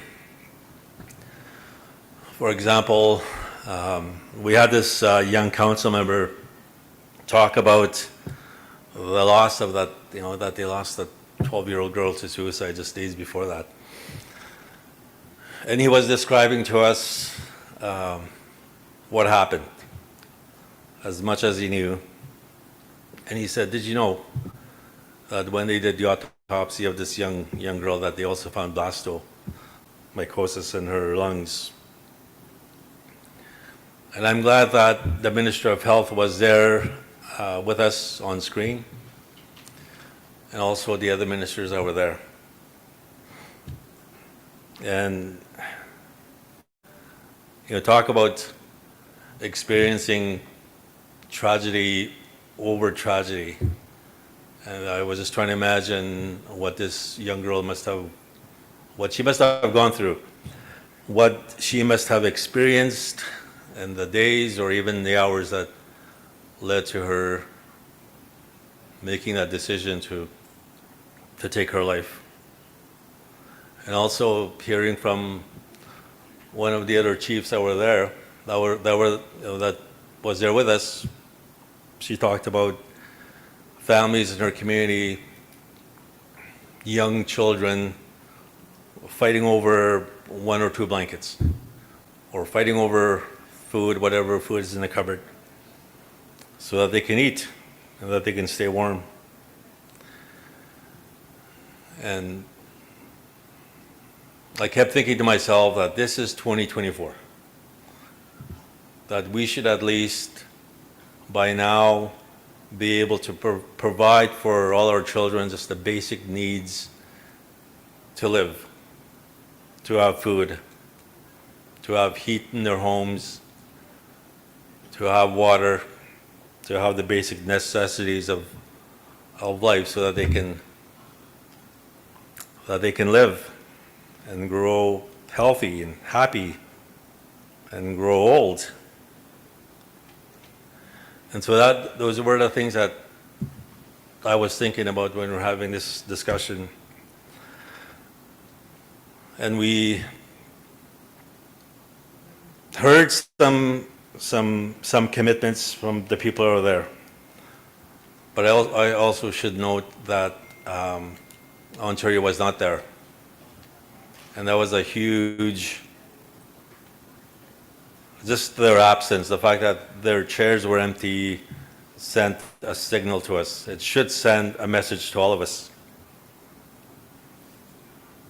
that, while Ontario cares about the richness of our territories, while they care about the minerals that are in our territory, our water, our trees, that they care very little about when it comes to trying to save our children. That's the message that I took away. And we did everything we could to invite them, to accommodate their schedule, to join. They can join us by video, but for whatever reason, they just chose not to show up. But now, and the last week and a half, they've been calling me every day. They're texting me almost every hour. I think I would call that damage control.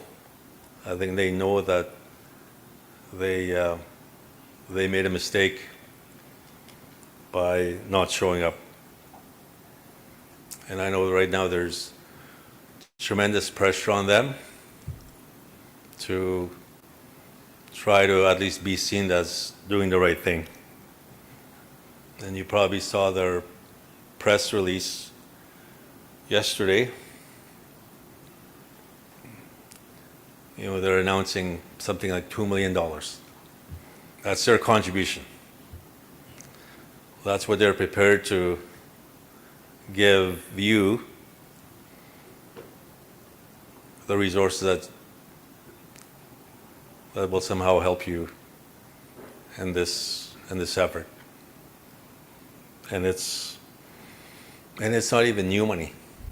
This was talked about going back 6 months ago. And so I just want to hopefully bring some clarity on that 2.6 million that they announced, because it's not coming to NAN. Part of it is, but the majority of that will go to others that are doing this very important work. And I'm still waiting for them to respond to our request to have a formal and official meeting with all the relevant ministers to talk about the work, some of the issues that we talked about earlier on mental health, on supporting our youth, on the ongoing drug epidemic, all the addictions issues that you struggle with in your community every day. That's the meeting that we need to have. And so I just want to, again, give you that assurance that we will be here to, along with our staff, to hear you as you present your issues and your priorities. And I know you have so many, and that's, we've tried to structure the agenda so that we're able to cover the areas that you want to cover, whether it's health, whether it's policing, whether it's fire suppression, whether it's winter roads, all-season roads, the climate change, the environment. But I just want to close off by, again, talking about the treaty, because that is why NAN was created, is to uphold our treaty, Treaty 9 and 5. And some of you have called me directly expressing your concerns about the cases that have been launched. That will have a direct impact on us. And so we want to create space later on today for all of us to have that very important discussion. Because whether it's the issue on treaty annuities, for example, it will have a direct impact on all our citizens, on all citizens of Treaty 9 and 5, that we need to make sure that we do our own due diligence, that we cannot just run off over here because we see a group over here or over here and with any other of the issues related to the treaty that are being pursued right now. And so we need to take time to have that very important discussion. I just want to acknowledge Luke Hunter and his team to help us prepare for this discussion, and also the communities that are here to help us give you more information later on today. So I just want to again tell you how grateful I am to see all of you join us here today. I know there were others that wanted to be here, but because of losses in their communities or other things that have happened, they could not be here. But I hope they're able to join us virtually. And so I just want to say miigwech and ask our Creator to look after your loved ones while you are here, and that when we are done on Thursday or Friday, that you can travel home safely. Miigwech.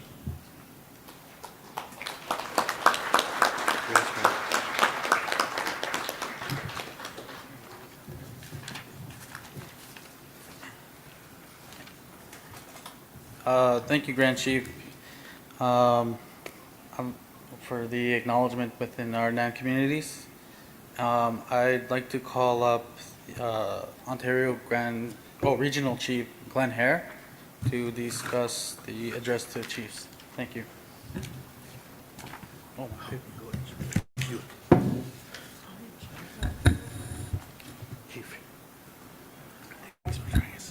Oh, How bonjour. C'est mangi besho stmago. Kabin gyashinda. Miigwech de kit. Miigwech getam ngekit aber kenda sun bemes dot. Kin sakne gets in the jeba. Kadege jik Nashinda and Jamon Jidingo, Fort William Gain on it, and Stabek against about Miigwech de kit. When they get Nigan's ejection, the chair and co-chairs in the Yajik, not when the guest knee chick. Quayak, Kenagadan Makoodnum. Nimnagego, non dan jeba, debat the make, Kenong de but we. So, first and foremost, I'd just like to echo sitting there this morning listening to the leadership. There's none of it new to us down where we come from either. So, I have my notes. I just, on the wing here, my chief of staff moved on me. Charlotte Commander, she starts her first day working with the national chief in Ottawa. So Julie Hill and Lynn, who have been with me in my role, are stepping up. So I just wanted to share that. So that's where Charlotte is.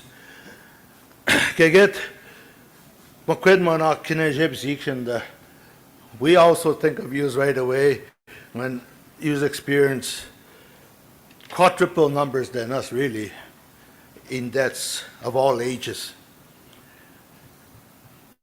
Flights that have been canceled in your area here doesn't help. And I already heard a couple of chiefs this morning that needs to be reinstated, and it should be. I think we chiefs here should call state of emergency, because when Jaganash had minor things compared to what you put up with, they call a state of emergency and help comes to them. So I think I would suggest state of emergency until to some kind of a satisfaction to you chiefs and to our citizens that something is happening and they're going to help us. Winter roads is shot now. It's already March coming. There's so many things, and I think we need to echo to the Prime Minister. Prime Minister, stay home now. We are the people here in Ontario, in Canada, that supported you where you are. Yes, we need to help around the world, but you're forgetting us. We're taxpayers, and I read this quote the other day. The taxpayers are being taxed and underserviced, and that is us. You need to come back, step back, and help our people in Ontario here. And you need to do that sooner than later.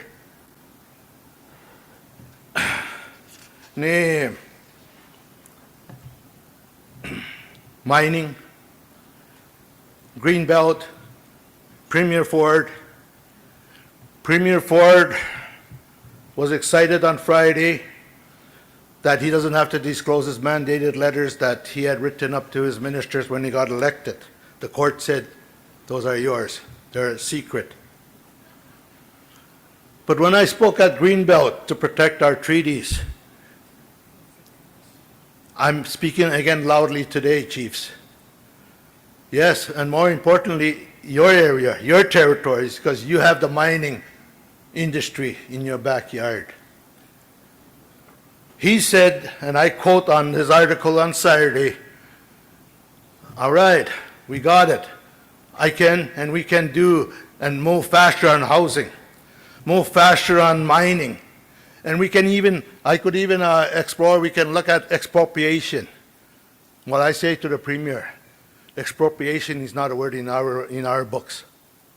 This land belongs to us, and I think if anyone, online staking and all that, need to be part of our backyard, you need to work with the chiefs in here, not with you.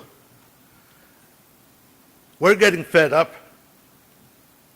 I'm listening to and watching what's going on. The municipalities are somewhat satisfied. We're not. And these are not new words to your ears, to your ministers either. It really hurts. There's a drug world out there that's taking our numbers. But when it's in theirs, they're so quick to be on TV. Oh yeah, we'll fund this, we'll do this, there's money flowing here. Sure, maybe there's money somewhat coming to our communities, but phew, it doesn't even get out the door. It comes in, but it doesn't go out. We don't have enough to protect our own people. So there is a meeting coming up with the Executive Leadership Council in a couple of weeks. I have not sat with Ford since July. I did meet a couple of times with Minister Rickford and a couple of other ministers, but we had an agreement to meet 2-3 times a year with the provincial government, with the Premier, and it hasn't happened.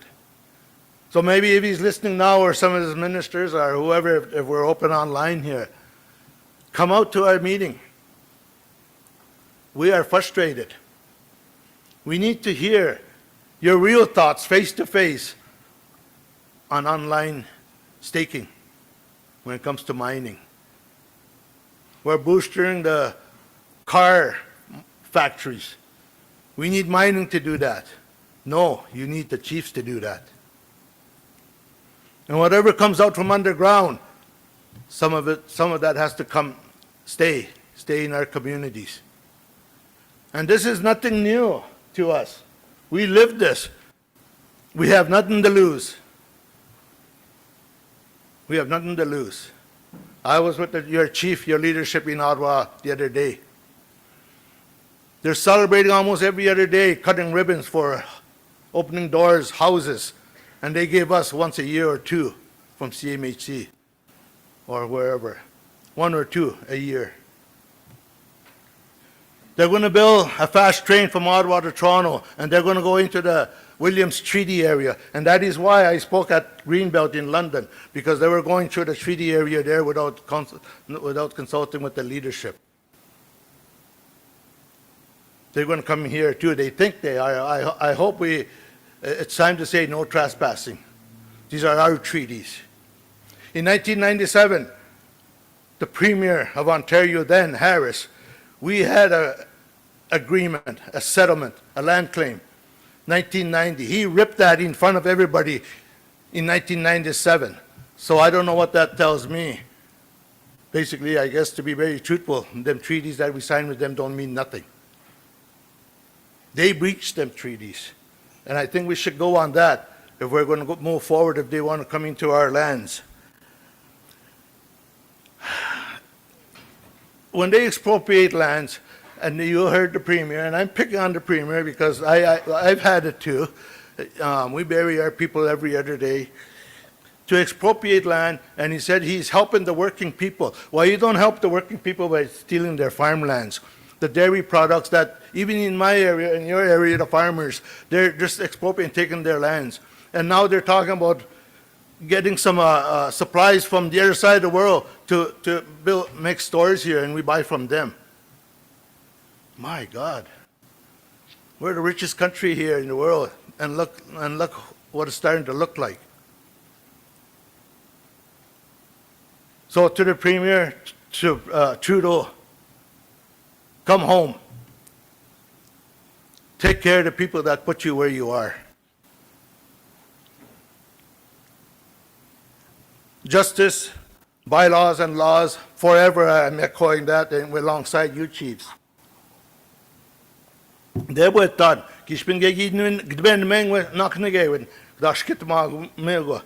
know, I believe, and it's sad that we have to get it from them, but if they can say that First Nation communities can write and follow their own laws and bylaws in their community, I know we can do better than where we are today. I know we could. They're scared of us. We got people from Toronto, from your city, coming into my community, my region, literally shooting us dead in the last 3-4 years. That's nothing new. That's been on front pages. But they're coming from your city. But yet you attack our northern families and communities, taking their guns or legislating their guns so that, we can't put food on the table. That doesn't add up for us either. And I'm not saying this because they're coming near to their elections. These are not election things. These are our lifestyles for us.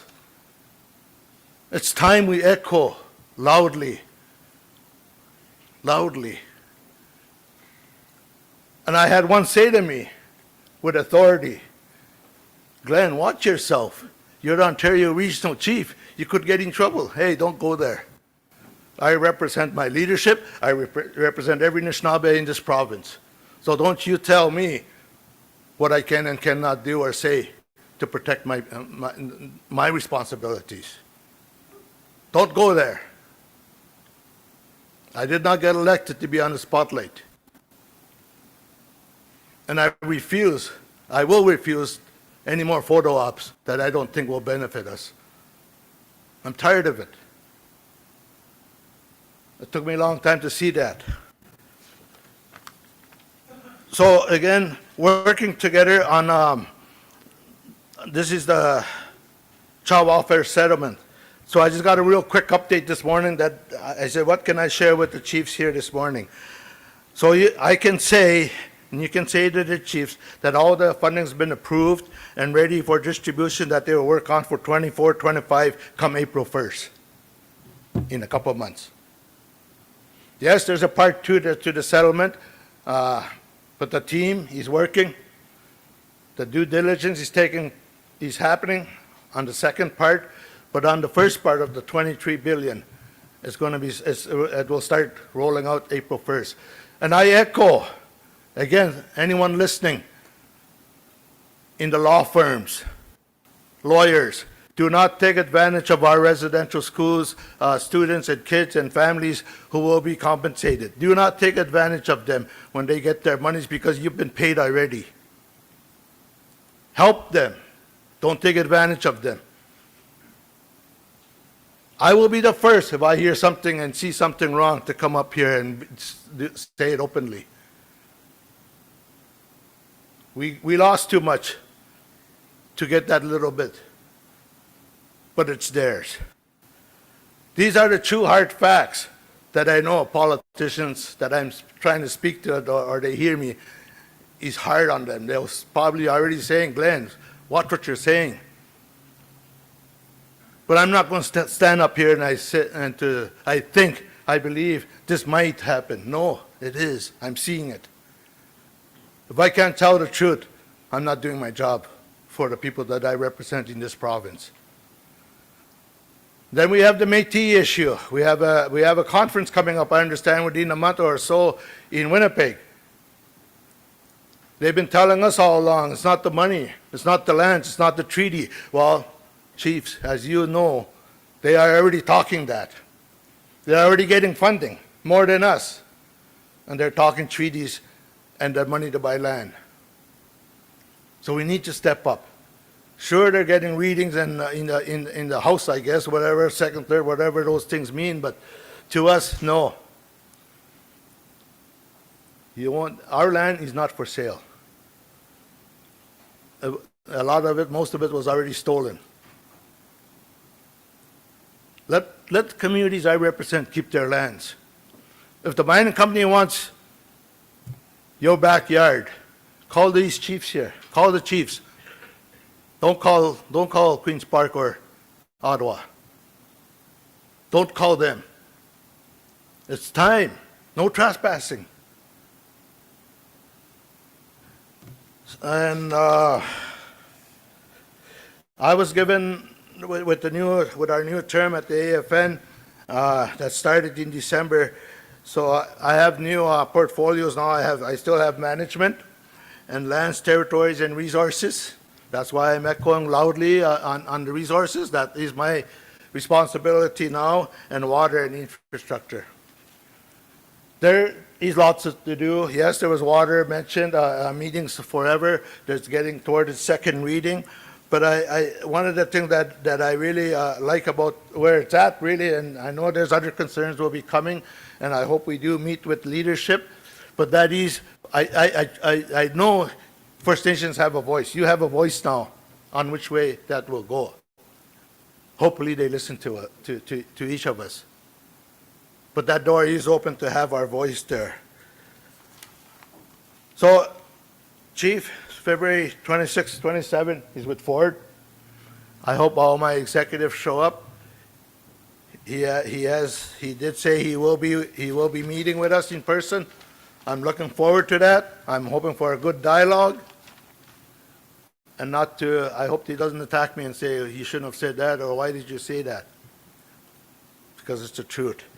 And I see, and I heard OFNLP business coming up soon here, or the next OFNLP, chiefs, I encourage each of you to go. It's on July 4th, in Toronto.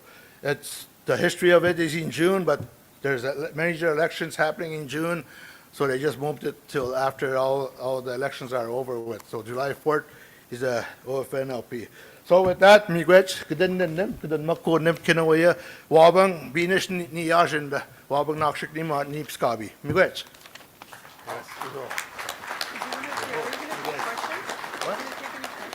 No, no problem. Oh, there, come on there.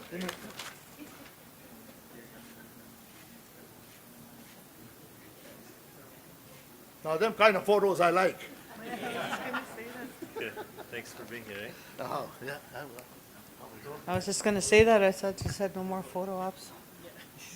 It's a good one. Okay, so it's just before lunch. If any of the comments made by the opening address or the address by Ontario Regional Chief, if you wanted some clarification, we do have time to take any questions that you may have. Otherwise, He's gonna be here too. and plus he's going to be here for the next couple of days, today and tomorrow. And also would like to acknowledge MPP Saul Mamacon in the back. Bonjour. So he's here too. So 2 days Mataya, or Ontario Regional Chief.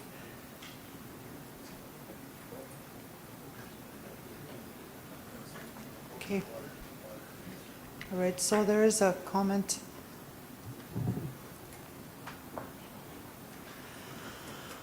Frank has his hand up. I don't know, I'm Frank McKay, proxy for Sachico Lake First Nations, but I think we have Minister of Health and Addictions here too. Okay. Robbins. All right, if that minister can stand, Minister of Health. Okay. Bonjour. All right. We acknowledge you being here in our midst. What time is it? Okay. So it's 10:02. I don't see any questions. You do have an opportunity to see ORC during the next couple of days. So we can continue on with the treaty. That is going to be a long, and it's an in-camera, or we could break now. I know we haven't had a break yet. So what I was thinking is we break. We make a big solemn promise to be back here for 1 o'clock. And Gijach, I'll tell you, it's going to be in camera, which means no media, no government, and who else? No industry in the room, just chiefs, membership, NAN membership can be in the room, chiefs and proxies, staff. So when we come back, right at 1 o'clock, we're going right in camera. So let's take lunch break. Oh, Frank wants to, Frank. Okay, hang on, Frank had a comment. Sorry, Frank, I didn't see you. Can we have our technicians, staff that work on these subject matters? The technical staff? Yep, yep. And also the live feed will be off. So live feed, no government, no industry, will be in the room, just delegates and members. Okay? All right. Huh? What? Yeah.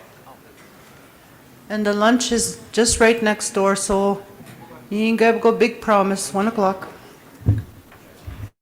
So apparently, Ryan Lake is not available after lunch, and he's a presenter for the treaty. If you could do 15 minutes. If he could do 15 minutes. Go ahead. Yeah, the lawyer? The lawyer, yeah. Okay. His name is Ryan? Yes. Okay. So 15 minutes Yeah, before lunch? so- No, you want to do it right now? Right now, I think we have to do it right now. Okay, so the issue is the lawyer is not available after lunch, right? So you're asking if we can do his presentation prior to lunch, break for lunch and come back, okay? Or do you want to do that now and then break for lunch? Yeah, we can do Yeah. it right now. Okay, so, all right, so we will do the presentation by the lawyer Right now. right now. But I can.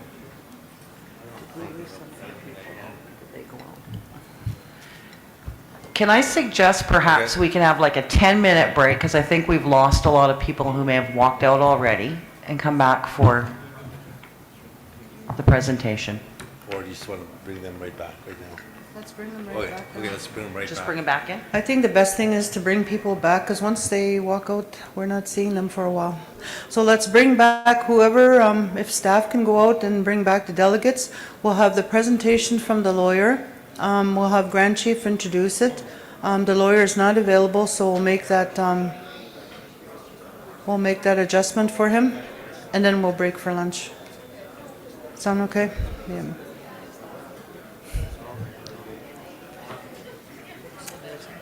All right, so this is in camera, so respectfully, we will be asking all those that are here representing a government that is not NAN, if you can leave, any officials from Ontario or Canada, anyone representing any of the companies from industry, and also the live feed. will be cut off for this very important discussion. Adam will introduce it. Adam will introduce it, and then I will come back. I will come back and make some opening comments as well. But this is a very important item. I cannot stress enough for the chiefs and delegates that are here to be at the table, to be able to receive this information, for them to be able to engage in this very important discussion that we all need to have, because this is about our treaty. This will impact potentially.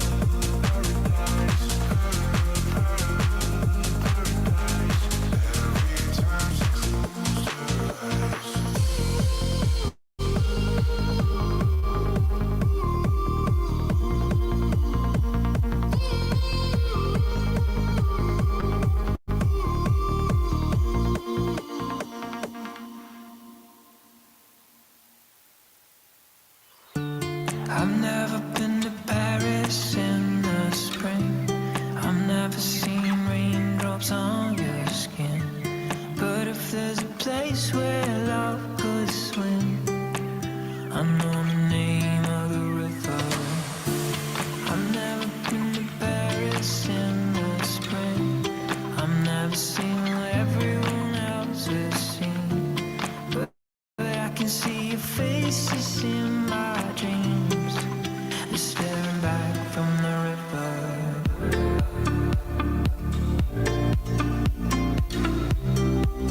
Staring back from the river.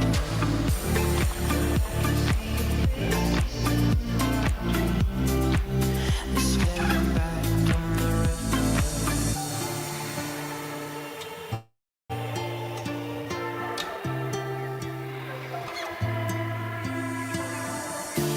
I've never been to Paris in the spring.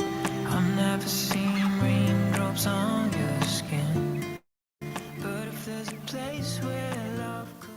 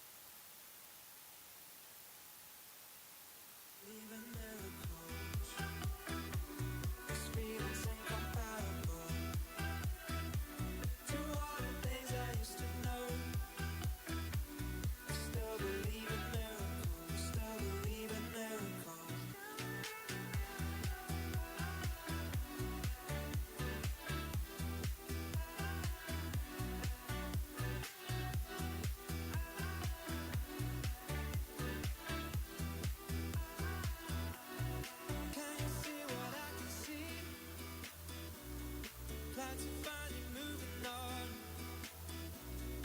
Listen to the child in me. Don't tell me what's right or wrong. Hey, seeking something special. Hold on for a moment. I keep my eyes on the man. I still believe in miracles. This feeling's incomparable to all the things I used to know. I still believe in miracles. Still believe in miracles.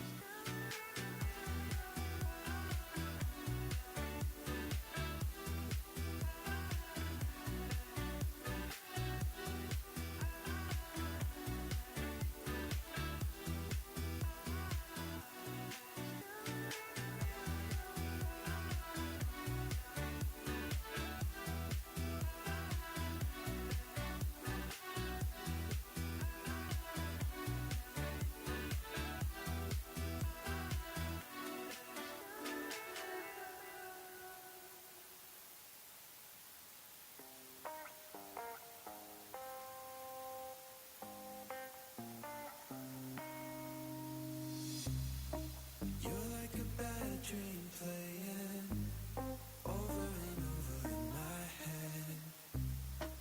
I stay up all night waiting for this insanity to end. While all my friends are moving on and doing all that they like, I'm under your spell, I'm haunted. You control my mind. I can hear you whisper, calling my name. And oh, it makes me shiver when you play your sick game. And I can hear you whisper, calling my name. And oh, it makes me shiver when you play your sick game. I can hear you whisper my name. Whisper my name. I can hear you whisper my name. Whisper my name.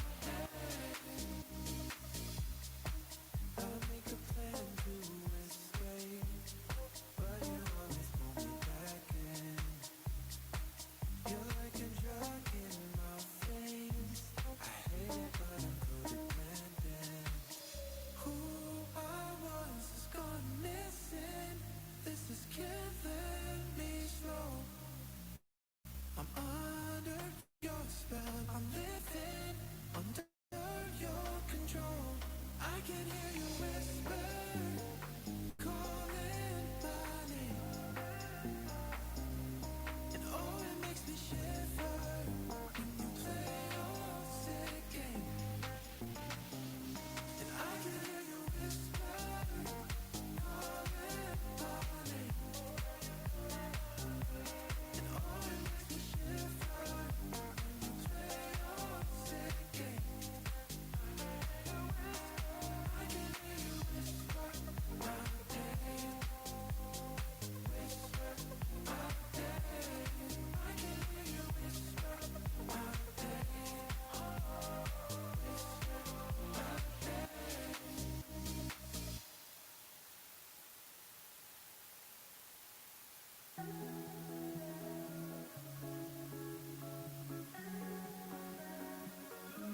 Whenever I hear goodbyes, remind me, baby, of you. I break down and cry. The next time I'll be true, yeah. Viva for last romance. Remind me, baby, of you. I took a crazy chance. The next time I'll be true. Footsteps on the dance floor. Remind me, baby, of you. Teardrops in my eyes. Next time I'll be true, yeah. Whispers in the powder room. She cries on every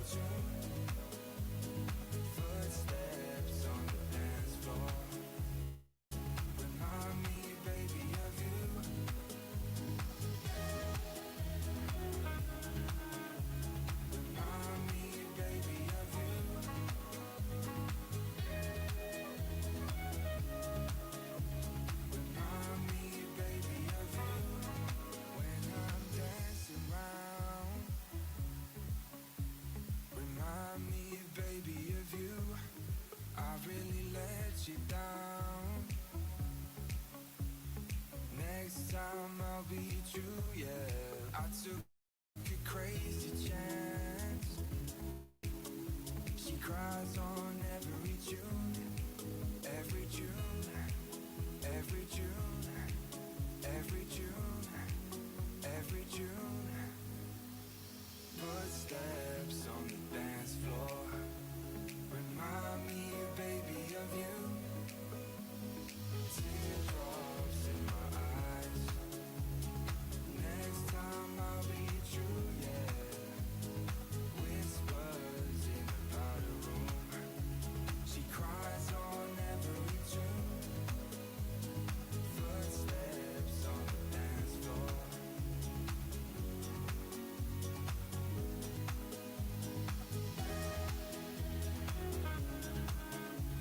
Remind me, baby, of you.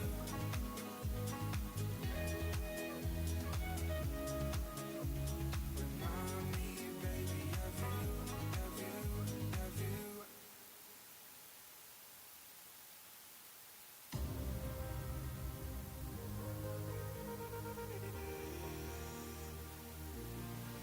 I wanna take you home, just me and you, babe.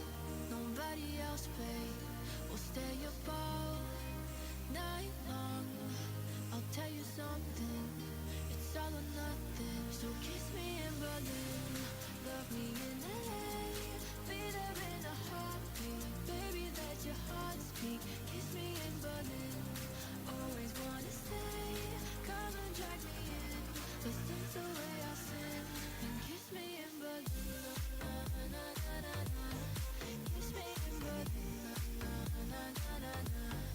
Kiss me in Berlin, na na na na na.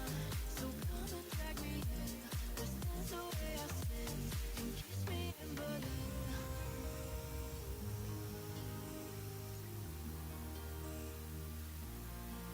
Oh, can we stay some more? I'm never leaving. Don't stop this feeling. Can't love, I can't ignore. I'll tell you something. It's all or nothing. Kiss me in Berlin, love me in LA. Be there in a heartbeat, baby, let your heart speak. Kiss me in Berlin, always wanna stay. Come and drag me in, let's dance away our sin. And kiss me in Berlin, na na na na na na. Kiss me in Berlin, na na na na na. Kiss me in Berlin, na na na na na. So come and drag me in, let's dance away our sins. And kiss me in Berlin.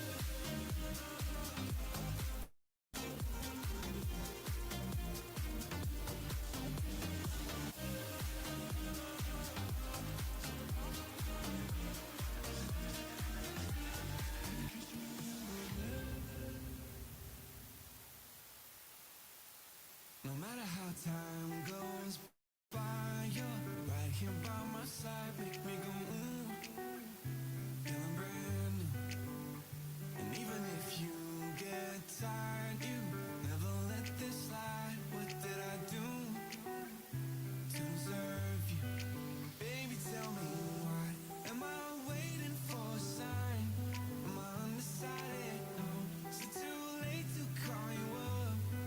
Baby, tell me why. It took way too long to write. You didn't mind it, no. 'Cause you never run out of love. Never run out of love.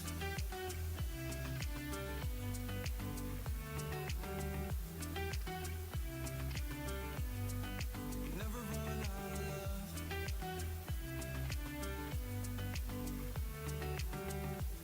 'Cause you never run out of love.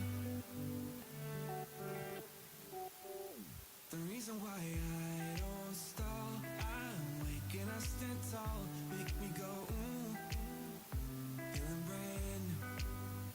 And even if I might fall, I know who I can call. What did I do to deserve you? Baby, tell me why. Am I waiting for a sign? Am I undecided? No, is it too late to call you up? Baby,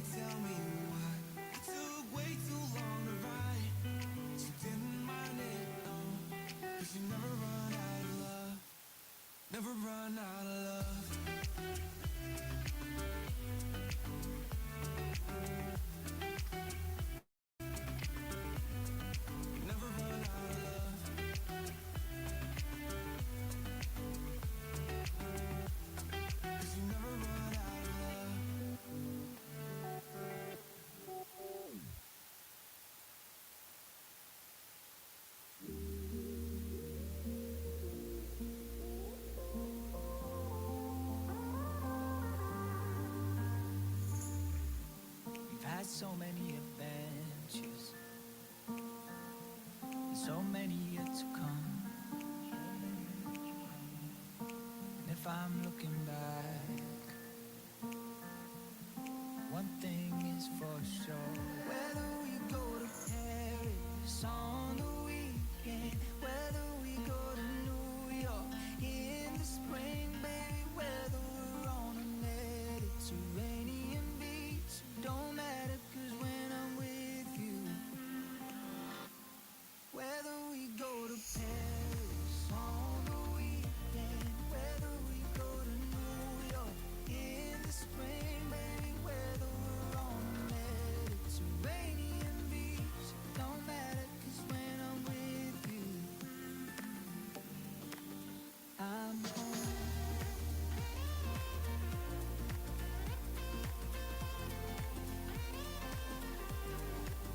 I'm home.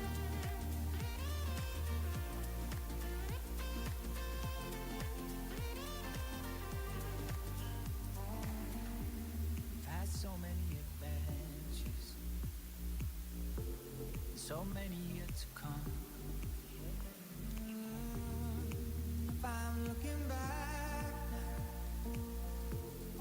one thing is for sure. Whether we go to Paris on the weekend, whether we go to New York in the spring, baby, whether we're on a Mediterranean beach, don't matter, 'cause when I'm with you, whether we go to Paris on the weekend, whether we go to New York in the spring, baby, whether we're on a Mediterranean beach, don't matter, 'cause when I'm with you, I'm home.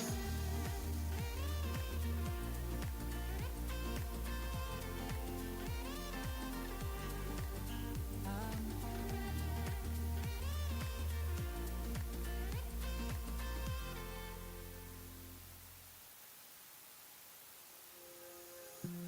I never felt nothing like that.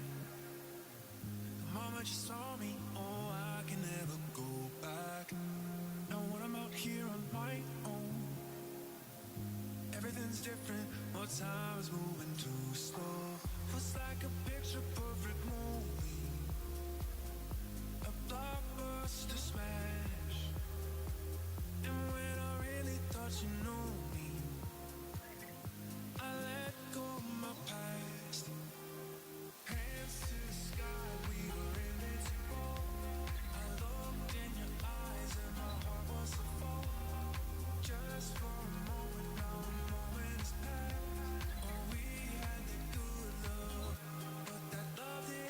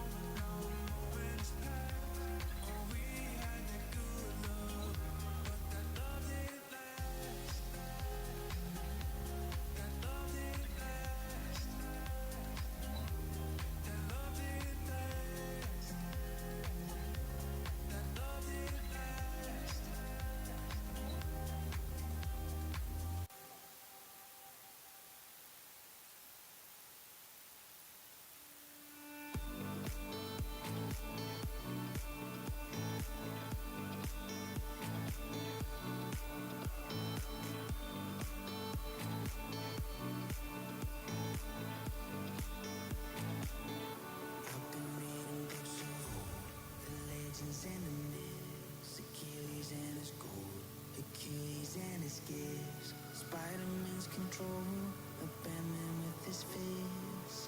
And clearly I don't see myself upon that list. She said, where'd you wanna go? How much you wanna risk? I'm not looking for somebody with some superhuman gifts, some superhero, some fairy tale bliss, just something I can turn to, somebody I can kiss. I want something just like this.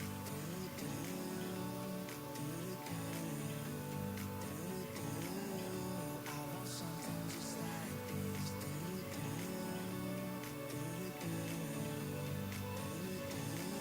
Ooh, I want something just like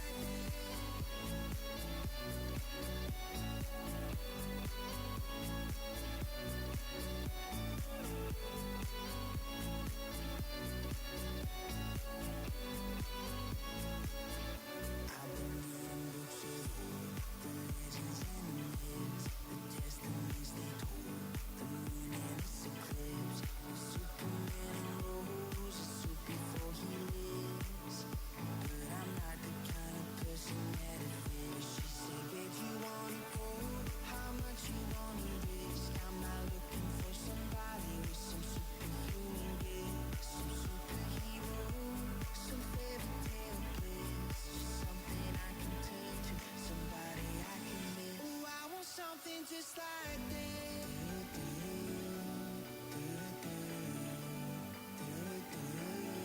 I want something just like this.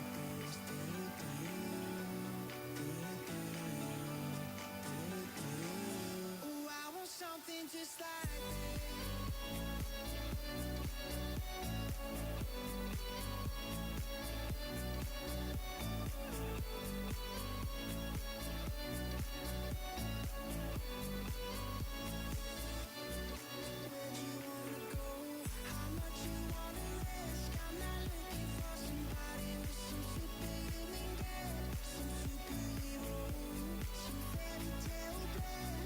something I can turn to, somebody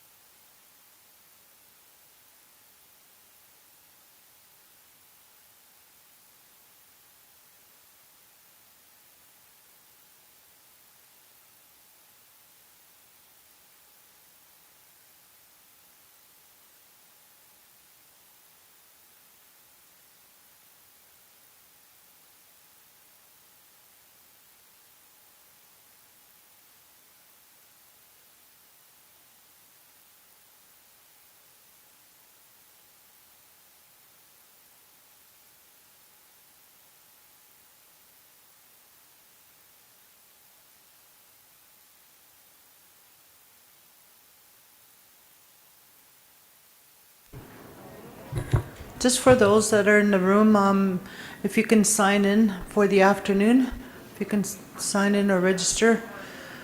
And then we'll get started in about 5 minutes as soon as we get more delegates back in the room.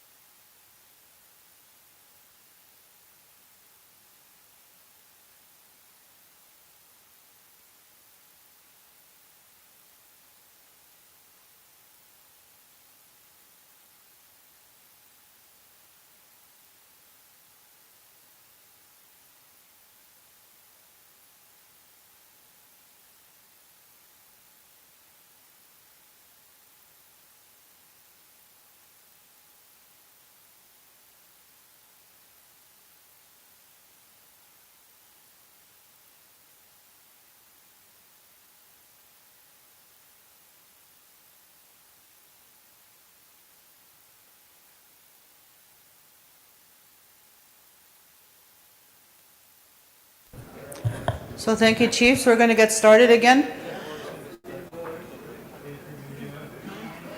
For those chiefs that haven't signed in, it's important if you can sign in. That's how we keep track of our quorum. So at this time, I'm going to ask Chief Corsten and Bruce McIver to present their case that they're working on. Yeah, do we need to do a motion? Yeah. Okay. All right, can I have a mover to do a motion to come out of in camera? Just need a mover and a seconder? Yeah. Okay. All right, I need a mover for that to come out of in camera. Okay, Chief Muniz, need a seconder? Okay, thank you, Sunny. Okay, we are officially out of in camera. All right, here we go.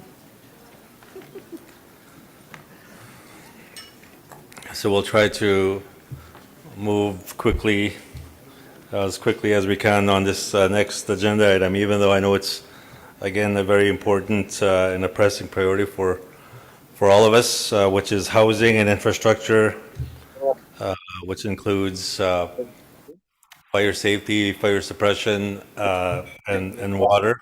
So these are very basic things that all our families need to live a good life, a healthy life, in all our communities. So I just wanted to recognize Michael McKay, who is our Director of Housing and Infrastructure, and his team, just for their commitment to improving quality of life for all our families in the Schnabelsk Nation.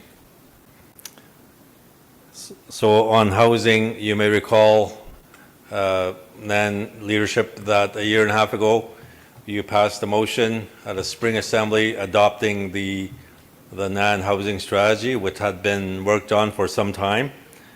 And it wasn't Mike and his team sitting at the NAN office somewhere drafting this document. They actually took time and made every effort to visit you in your offices and your communities, to sit with the leadership, to engage with elders and youth, to hear directly from our community members in terms of what they want to see on how housing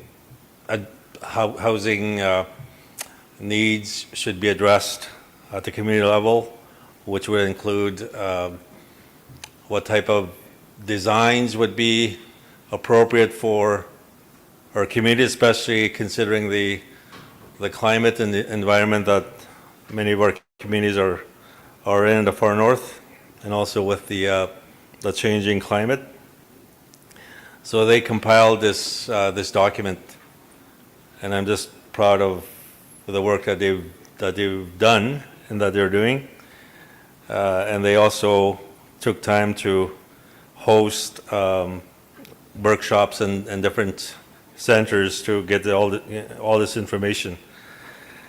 And the work to implement this housing strategy is ongoing. And also the consultation process is ongoing. So for example, in a couple of months, April 17 and 18, they will be hosting their second annual housing summit. I think that's here in Thunder Bay, right? That's here in Thunder Bay. Also, later on in this assembly, you will be asked to consider adopting or approving a resolution that calls for more funding towards Canada's Rapid Housing Initiative. So this initiative was announced back in 2019, and we really advocated for this initiative to modify its criteria, its program, to allow more of you communities to be able to apply and get approval on this initiative. And from what we've been able to collect, the information, 29 NAN First Nations were successful in applying from this initiative, and those communities that were successful in getting resources under this initiative were able to build several units to try to address and catch up on the wait list. For example, Bearskin Lake. Chief Cam, who's not in the room at the present time, I don't know how many units they built within a 2-year period. And you could actually see, how many, Frank? 30. Yeah, 30 units in a new subdivision. Yep. And they really made a dent on their housing wait list. But that initiative stopped. And so we want to make sure that there is a round 4. And we'll be meeting with ministers. We'll call Minister Haidu. We're meeting with Minister Gary Nasandri. I think that's how you pronounce his name, from Cerna, who's going to be here on Friday, meeting with the Youth Council, or meeting with the youth gathering that's going to be gathering at the Norwester Hotel this weekend. So that's the work that they're doing. And there's going to be some updates as well on the water legislation. You may have heard before Christmas, while we were at the AFN Assembly in December, that there was that they had introduced this piece of legislation, and where it's at right now, and how do we involve ourselves in this piece of legislation as it moves towards becoming law, and also what we need to do to prepare ourselves to ensure that there's capacity within our communities to be able to adapt ourselves to this piece of legislation, meaning that there's going to be standards that will be created, and to ensure that there's capacity at the community level for us to be able to meet those standards that will result from this piece of legislation. So at this time, I'll ask Michael McKay and his team to come up. And he was just in Boston last week, so he may also tell us about his vacation in Boston. Yeah. What did you do? Celtics game. Oh, Celtics. Okay, thank you, Grand Chief. Good morning, or good afternoon, everyone. Sorry. Yeah, my name is Michael McKay, Infrastructure and Housing Director here at NAN. Thank you for time on your agenda. I know it's a very packed agenda, so I appreciate the time for us to present our work within our department. We do have a presentation. Let's check if this works. Yeah. Yeah, so today, this afternoon, I'll be presenting the ongoing work within the Infrastructure and Housing Department. First, I will give an update on our Chiefs Committee on Housing and Infrastructure, followed by Emergency Management, Transportation, and Bill C-61, First Nations Clean Water legislation. So a couple weeks ago, we had a meeting with our Chiefs Committee on Housing and Infrastructure on January 23rd and 24th in Toronto. There we delivered updates on emergency management, water legislation, housing, transportation, and early years daycare infrastructure. We also presented the resolutions you'll see today within the department. So we brought those forward and were reviewed and supported by the committee. And so as the resolutions will be for the you should have got a report there for the support of the recommendations and action plan within that report, flight duty regulations, level of service standards for emergency management, and would Grand Chief mentioned about the Rapid Housing Initiative, calling for an additional round to that.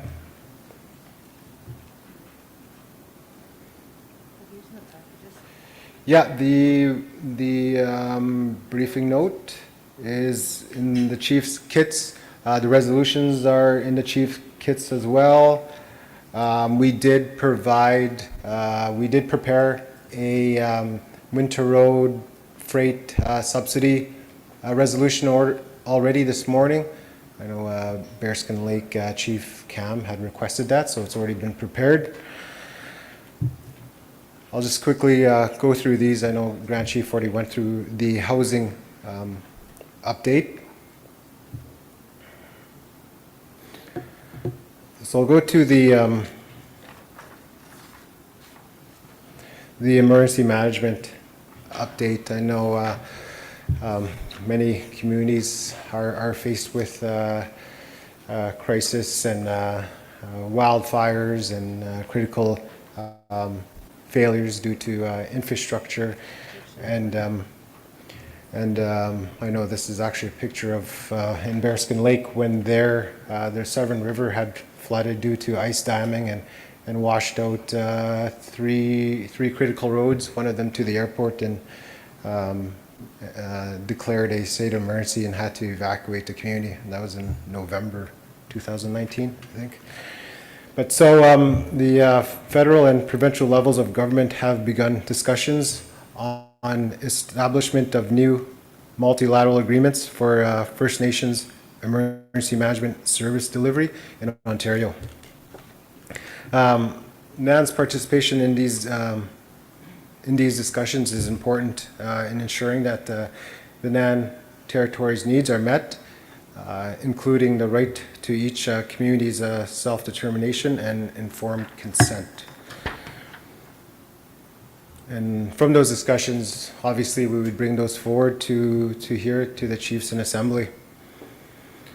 Also, with the lack of determined level of service standards for First Nations emergency management, leaves it open to what government decides at the time, and they determine what is adequate.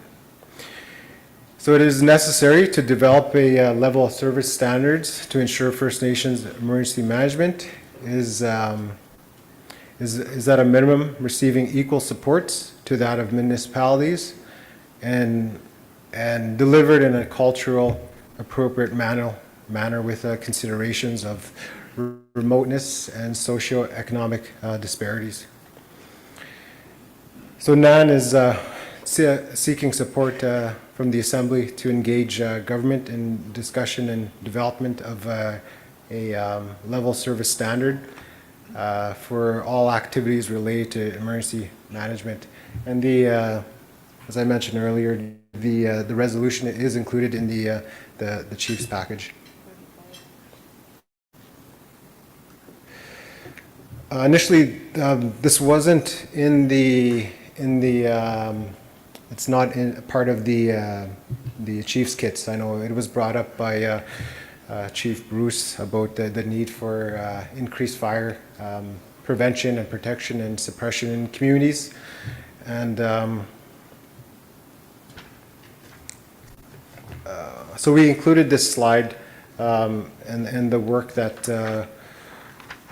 is ongoing within the department. And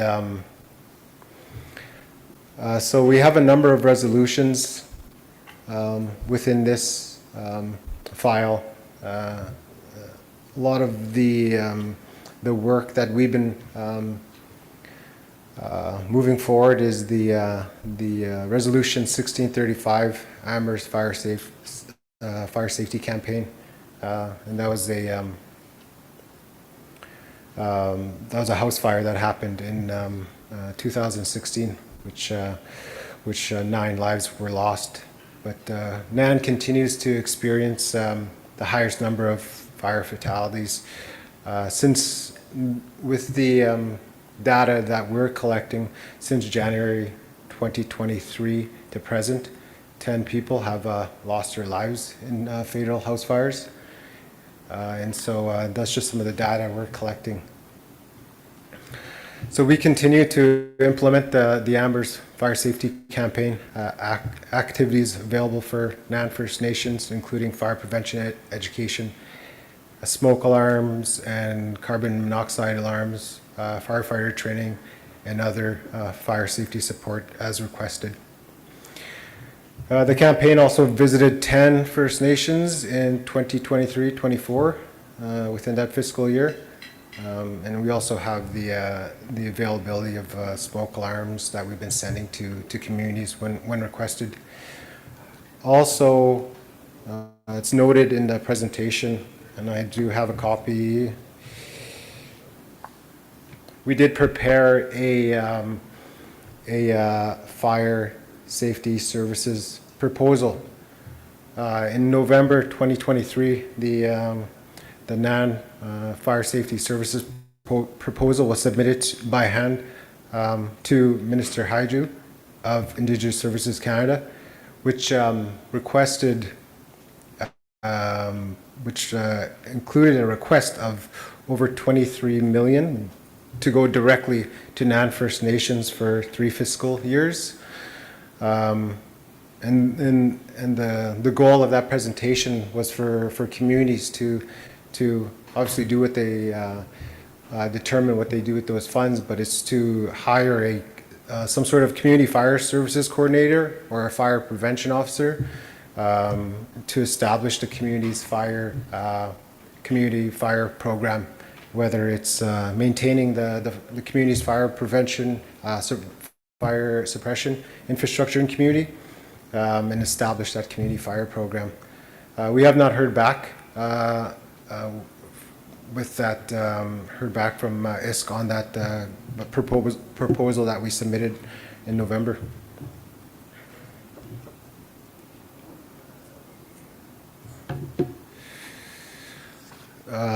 This one is, so moving on, sorry, just trying to keep in mind the time and just moving on the topics here. So moving on to transportation. We will be seeking a support on this, on the new flight duty regulations.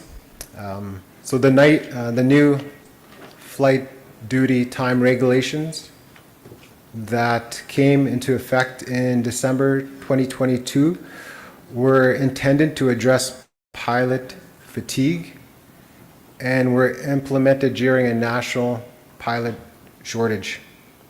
The regulations reduce the duty day hours for pilots and limit the ability for carriers to continue providing milk run service type flights because of the variable scale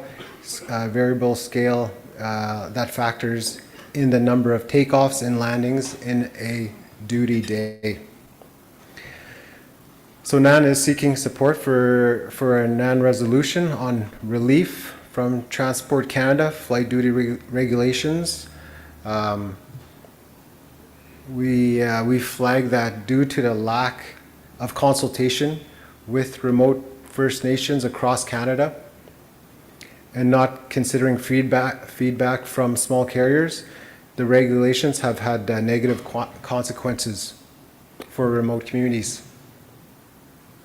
Examples include limited flight availability during evacuations for First Nations in spring and summer 2023. I know there was some of the things that were brought forward that we heard on some calls that there was difficulty securing a plane to evacuate communities.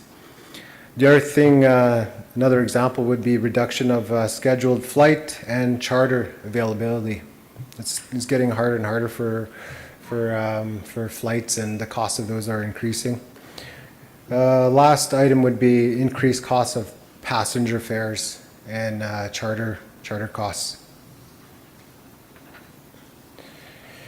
So that resolution is was included in the Chief's kit as well, page 29. Should I stop for questions or anything, or just continue? We can just do it after.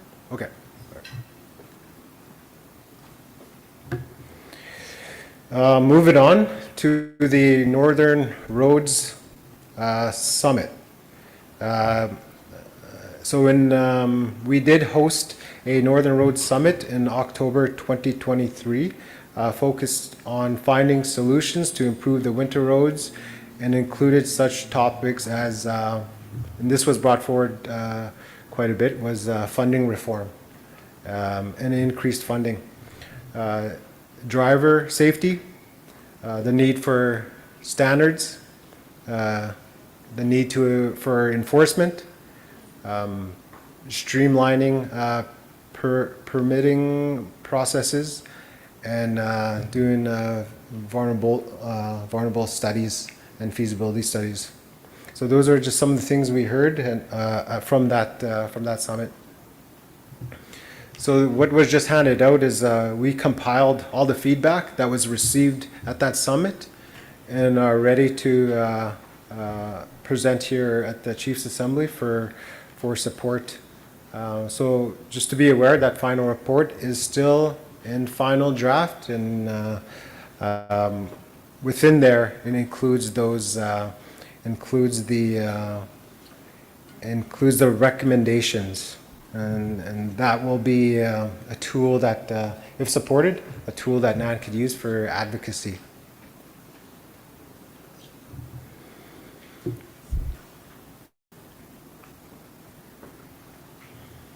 So just moving on, the next item, we wanted to make sure we had enough time for discussion from the leadership here today to get direction and feedback on. The last time we brought it forward was in Ottawa in December at the NAN caucus meeting. Prior to that, but also we talked about it at the NAN Chiefs Committee on Infrastructure and at the last Kiwewan.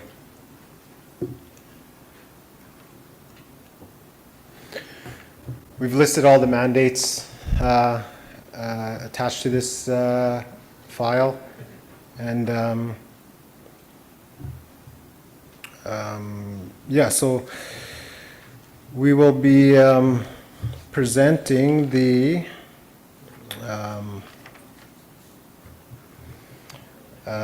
just some of the highlights as of February 5th. There are still 12 long-term drinking water advisories in 11 communities, and 5 short-term advisories in 5 communities. And those short-term are anything in place for less than 1 year. The current governance framework in NAN territory does fall short in ensuring sustainable access to clean drinking water for all community members.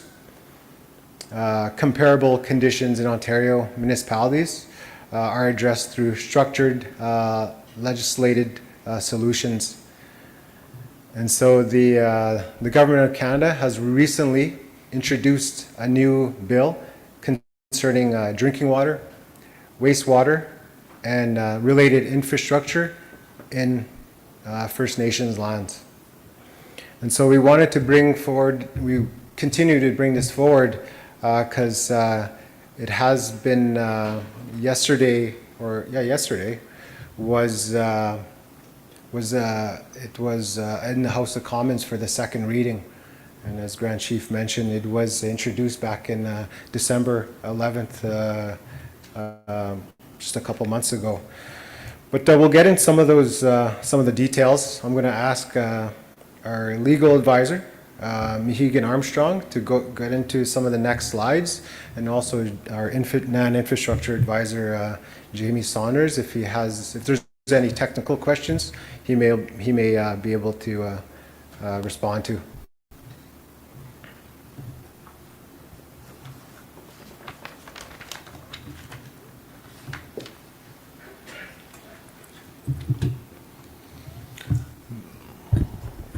Miigwech, for having me here and letting me speak in front of all you folks. So I will start on the next slide here. Okay, so as we had mentioned this, and I do understand we're pretty late for time, so I'll try to go a little bit quicker on this. Okay. So it was introduced on December 11th into the House of Commons, and then I was mentioned today. This was in the second reading yesterday when there was debate among the political parties. So there seems to be support for moving this forward a bit, but kind of the big question is if it'll go to, not the big question, but trying to get community voices into the committees, and that's where they want more consultation, because that seemed to be a big issue with organizations and First Nations across Canada. Was they felt, as we'll get into a little bit later, that the consultation was not as good as the Liberal government, the minister has been saying it has been, but we can get back into that in a little bit here. So the big sort of, yeah, I'll get into this in a second. The big sort of thing that we'll have to discuss is there's and I brought this up at Keewaywin last year in August, is that there's going to be this idea that there's going to be these default minimum standards that applies to all drinking water systems. So this will apply to every First Nation. And there doesn't seem to be any sort of opt-outs. The good thing about minimum standards is that they're really, like they're good. So it means that no matter what, your water will always be at a good standard, and then you can make it better if you want to. But that's sort of, we went through that in the last Chiefs Assembly in Keewaywin. So I'm not going to get too much into that there, but that choice is still there. It's worded pretty much the same. So just to give a sort of overview, this is how all these will like happen if this bill were to be passed. So just because they went in yesterday, it's not updated on here, but so in the House of Commons, they did the first reading on December 11th.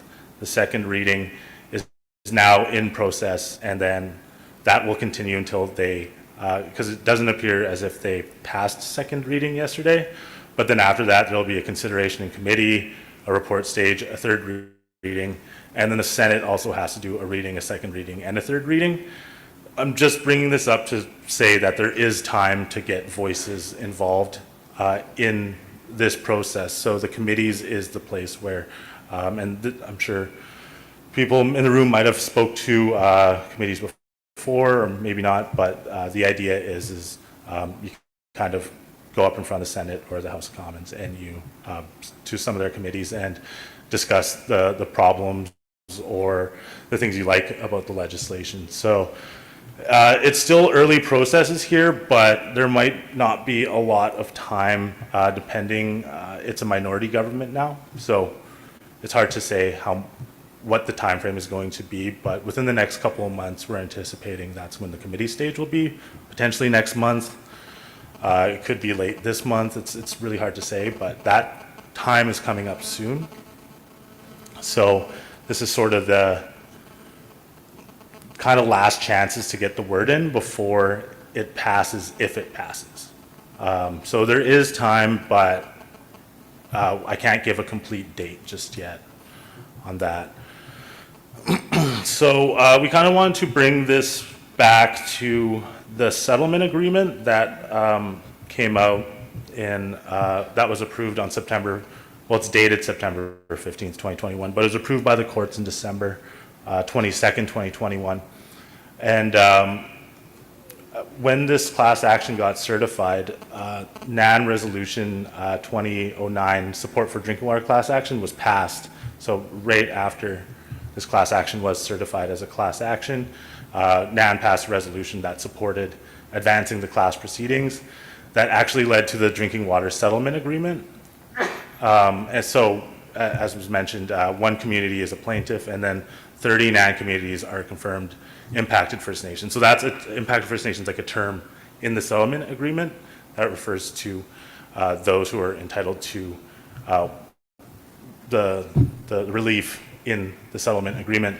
And we just wanted to mention this, but there is, if you go online to firstnationsdrinkingwater.ca, it does say that the deadline for submitting a claim for the settlement is March 7th, 2024.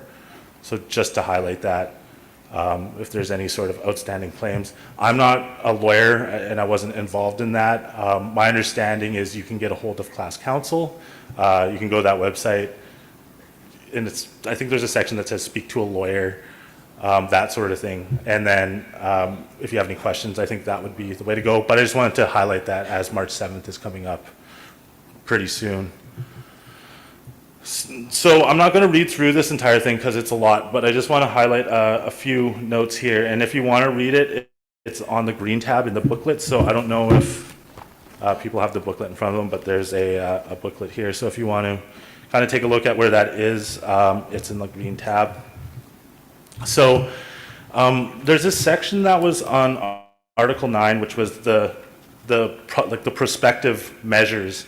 And this was negotiated by Canada and then the plaintiffs and their counsel, is my understanding. I don't know much about the negotiation, and I'm sure it's confidential, but the main thing is there's a commitment to additional measures at 9.02, but at 9.03, that's the section where it talks about the repeal and the replacement of the legislation.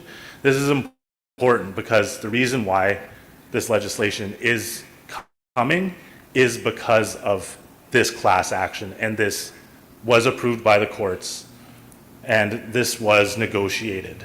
So it was the Liberal government was tied to introducing this legislation, and as we'll get into a bit later, they didn't meet their target dates. They were supposed to actually get the legislation in a year ago.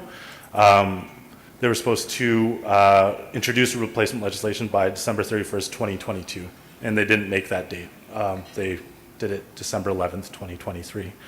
But I just want to highlight that there's also commitment to additional measures at 902 that also has language related to regular access to water, but it requires band council resolutions and things like that.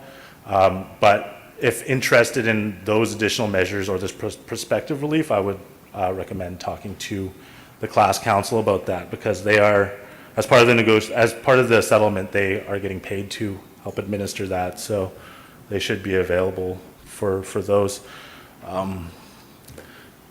So this is the timeline that I was referring to, was that at the top there's an AFN resolution, and that was 23-2022. The reason why I bring up this resolution was specifically in that resolution, they called for to cease further development of its legislative drafting. So that's probably part of the reason why this legislation got delayed, because that was the 7th of December 2022, and then the 31st was the target date, and they missed that. There was NAN Resolution 2305, increased involvement in the federal legislation process. That was January 18th. And then below that is sort of the timeline of when the initial consultation drafts were shared, when the deadlines for that, the updated consultation draft was shared, the deadline for that. One thing I do want to highlight, after the consultation draft was shared, my understanding is not a lot of people were able to even see the legislation until it was introduced. So from around September into December, no one really knew what was going to get introduced into the House of Commons. And I'm going to do an update on one of the bigger changes that came out of the new draft that was introduced into the House of Commons in a second. If anyone wants to look, I created a bigger timeline that kind of starts from the beginning of the class action to the introduction of the replacement legislation. It's on the second page of that booklet. It's a little fold-out thing. just to give you an idea of how this has been sort of cooking for a couple of years. So the one thing that I really wanted to highlight was the big change from the last draft to this current draft is, so if we look at, I went through this at Keewaywin, but I want to sort of highlight this again, is that if you look at the yellow tab, you'll see that it kind of, section 14 of 16, it talks about making a choice on federal or provincial drinking water quality. So section 14 says drinking water quality standards. And then section 16 says making a choice between federal or provincial wastewater effluent standards. And if they don't make that choice under section 18, the minister will make that decision. So this is in many ways a non-negotiable decision, and this is coming down the pipeline if it passes in its current form. The reason why I'm bringing this up again, though, is that the new draft says no later than 90 days after the legislation is in force, the minister will begin the consultation and cooperation to make that decision. And it says no later than 90 days, so that might be before 90 days as well. So the expectation here is if this legislation passes, there will be a time within 3 months or so, maybe less, that I don't know what their plan for the rollout is from the government, but if they're going to talk to communities individually and then ask them what standards they want, how they want to go about that. But I looked into some previous legislation that was passed with the majority government, and from the start to finish of legislation, it could be a couple months. So, you know, this decision on water quality standards could happen this year. That could be something that could be coming down the pipeline. So I just want to really flag that is 90 days after this legislation passes or before, there is going to be this choice on wastewater effluent standards or drinking water quality standards. But that's just the consultation and cooperation. So they probably won't make the decision at that time, but they'll begin the conversations on that, is my understanding.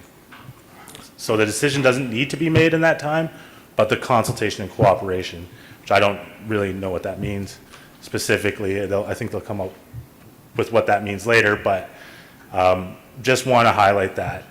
And then even after that, so the way that it's phrased, it sounds really confusing, but it's basically no later than 6 to 7 months after the legislation is in force.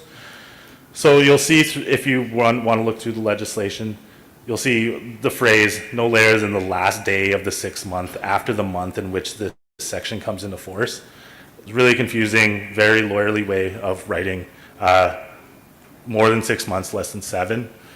But so at that time, there will be consultation and cooperation on these next 4 things, which is regulations made by the government. So they might create regulations that First Nations or their governing bodies can create laws over and essentially nullify. But if they don't do that, then those federal regulations will probably apply. But they'll be consulting and cooperating on that. Another one is a framework for assessing needs. This is at section 27.1. But there's kind of a whole section on this framework for assessing needs, which kind of looks at, like we're familiar with needs assessments.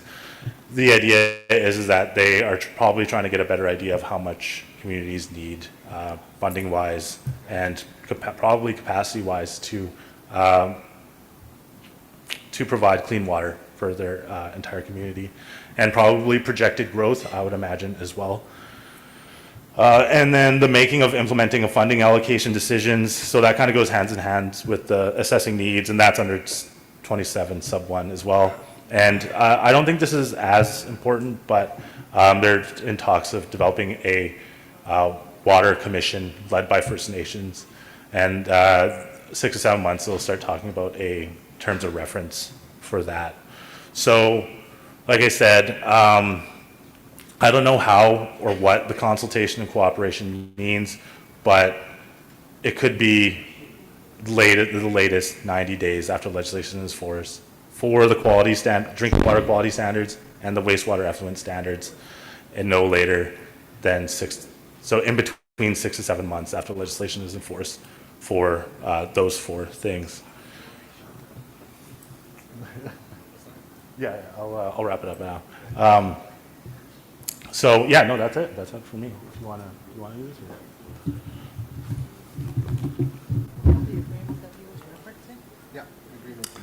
Yeah, thanks, Mahigan. I can see your heads are spinning. This is a lot of information. A lot of it is technical, and I know it's sometimes very difficult to try to process the information that you're receiving. But I think the important thing to remember is that this piece of legislation is more than just eliminating boil water advisories, not just in NAN, but across the country. It's the whole thing. It's about standards. It's about creating bodies that will govern how we will run our water systems and wastewater and everything that comes with it. And I know that there were mixed feelings that we had when this bill was introduced in December, because we hadn't really been briefed on the process that led to that bill being introduced in December. So we're trying to catch up to make sure that you have the most current, the most accurate information on what we think this bill and this legislation will mean for you, for your community, but also the work that will go into creating the regulations that will actually support this piece of legislation moving forward. So we are engaged in this process just to monitor and to at least know what is going on out there, so that we can inform you on the work that is being done, and we will inform you again as it moves to the next stage. I don't know if Mike has any closing comments. Did you want to talk about briefly, and then we can wrap up? Yep, okay. Sounds good. All right. Thank you, Grand Chief. So it was just it was on the last slide there, but we are looking for direction from the NAN leadership and the chiefs in assembly on the new legislation developments, and we are proposing that we have a 1 or 2 day facilitated meeting with NAN chiefs and leadership, and maybe a technician as well from your tribal council, whether it's the water hub folks there, sometime in the next few months to discuss the current policy window for influencing water and wastewater regulations. So I'll leave it there for now, but I'll leave it for, if there's any questions, we're here to answer them. Was the question answered about the winter roads? The winter roads issue that was brought up by Chief Bruce, what's being done? Okay. All right, so the floor is open for questions on these topics that were presented. All the briefing notes start on page 27. And they also include the resolutions that are attached to each of the topics and the mandate that's being requested to continue the work on those various housing and infrastructure projects. I'm just going to make a very brief comment here. It's this just goes to show our people that government decides, well, maybe we're going to do something today and we're going to create a bill and we're going to put it through Parliament. We're going to have 3 readings and we're going to get royal assent at the end of the day and it's done. My God, how long have we been fighting for clean water in our nations? And when I hear that needs assessment, what the hell's a needs assessment? If you can't turn the water on and get clean drinking water out of that sink or that tap, that there says it all.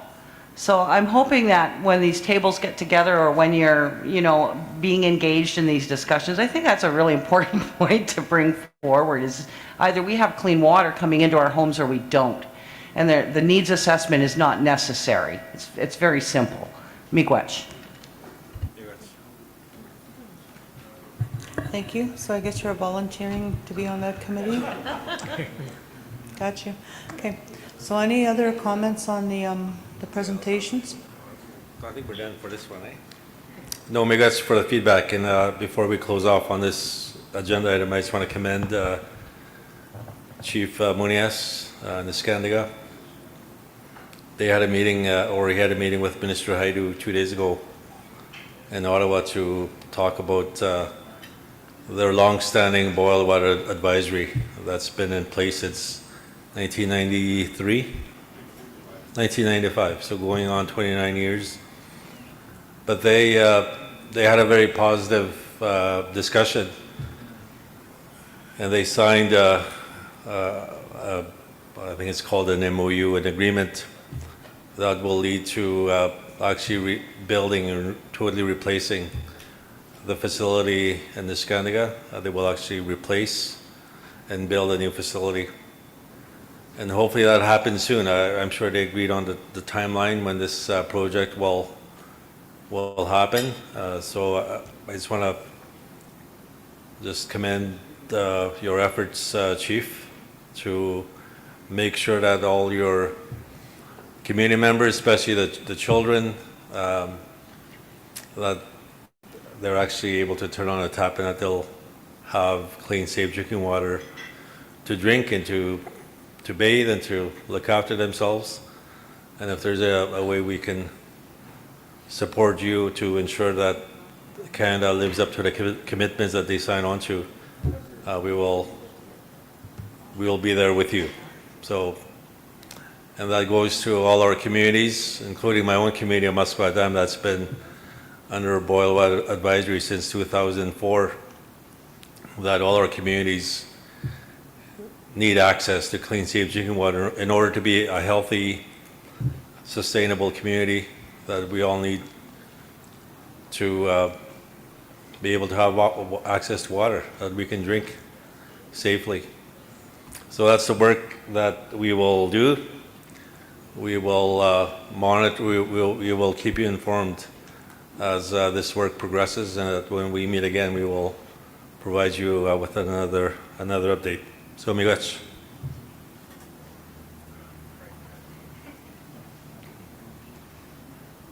Someone had their hand up? Okay, there's a hand up. Okay, there you go. I have Frank McKay, proxy for Satchko Lake First Nations.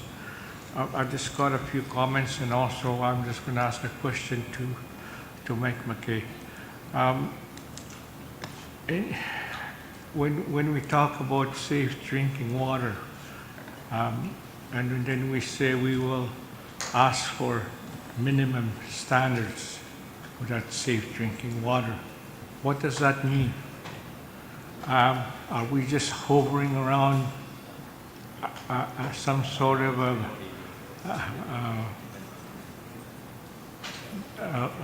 measurement there that just gets us over the line? And so on. So, you know, I think, I don't know what other municipalities and cities have, what kind of standards that they have in those things. And it seems like, you know, when we build new water plants, there's always problems. Always problems when those new water plants are done. And then we go back to try to get those things fixed, creating more problems. And so I just wanted to know that, you know, when we say we're going to try and get minimum standards for to get safe drinking water, the quality of water. I know, what are we, I'm just asking, what kind of a system is it that we're accepting in our communities, you know? But I just also want to acknowledge, I know that hard work that's being done. We know we also provided our input into the consultation process as was done.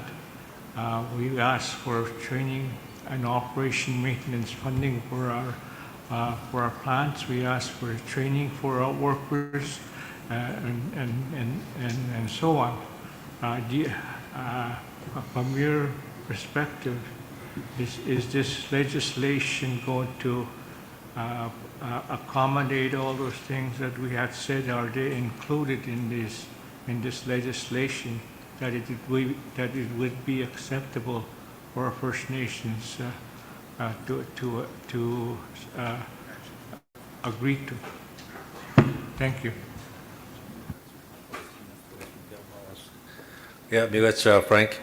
So just very quickly, this piece of legislation that is now going through the process will allow for the creation of standards in all our communities. So the issue that we currently have is that there is just a total lack of standards in our communities when it comes to housing, when it comes to water, when it comes to anything really, any service, policing, health, education. There are no standards at all. Everything is based on these old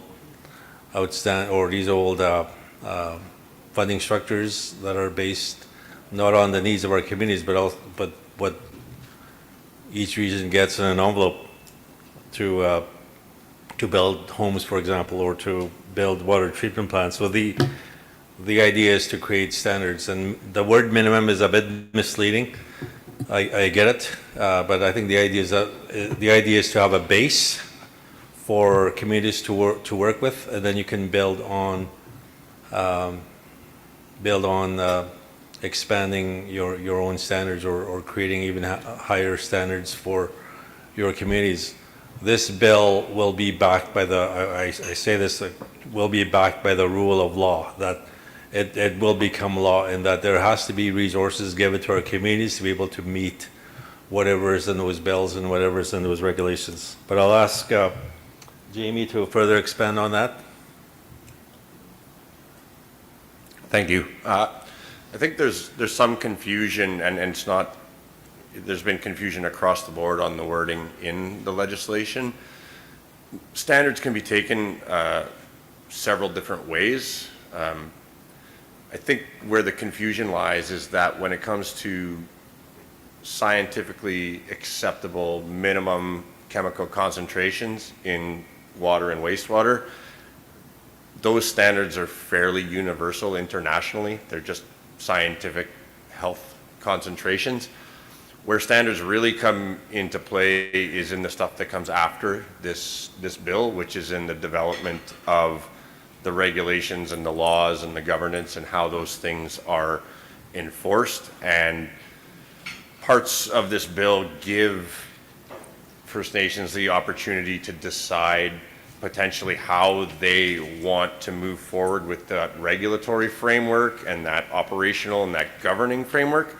The standards is essentially minimum acceptable concentrations of things in water that ensure that water is healthy and wastewater is safe to introduce back into the ecosystem. So the language is confusing in respect to that section within Bill C-61, but I think that, you know, we're happy to discuss it further and discuss what the bill potentially enables communities to do to start building those structures in place to ensure those minimum health and environmental standards for the water and wastewater. I hope that had some clarity. Does that answer your question, Frank? Oh, I just want to know if this legislation meets what we said is our needs in establishing a water plant to produce safe drinking water forever.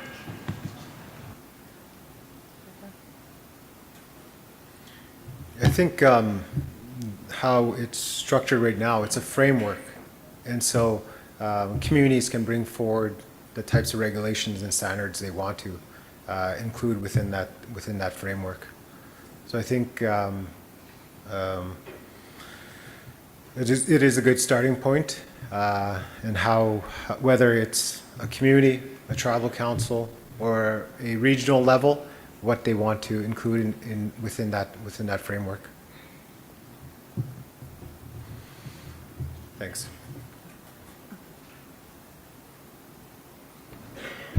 I'll go, yeah, and then to Chief Russell.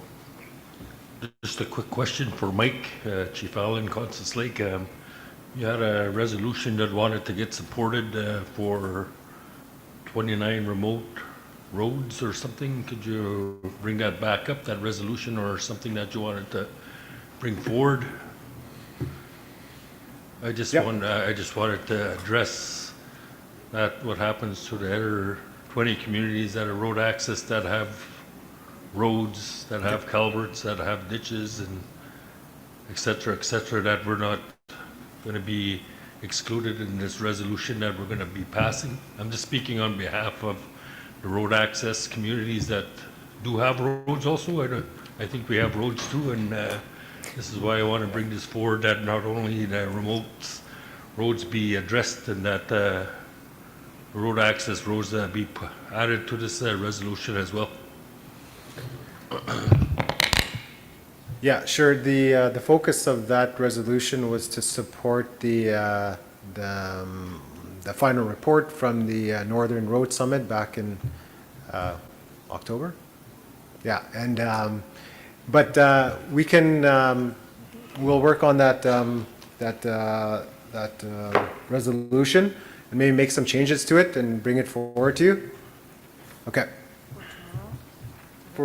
For tomorrow, the resolutions will be brought to the floor according to the chair. So there is no draft resolution yet for this, right? Or is there? No, there is. There is? Okay. Right. Okay, Chief Russell.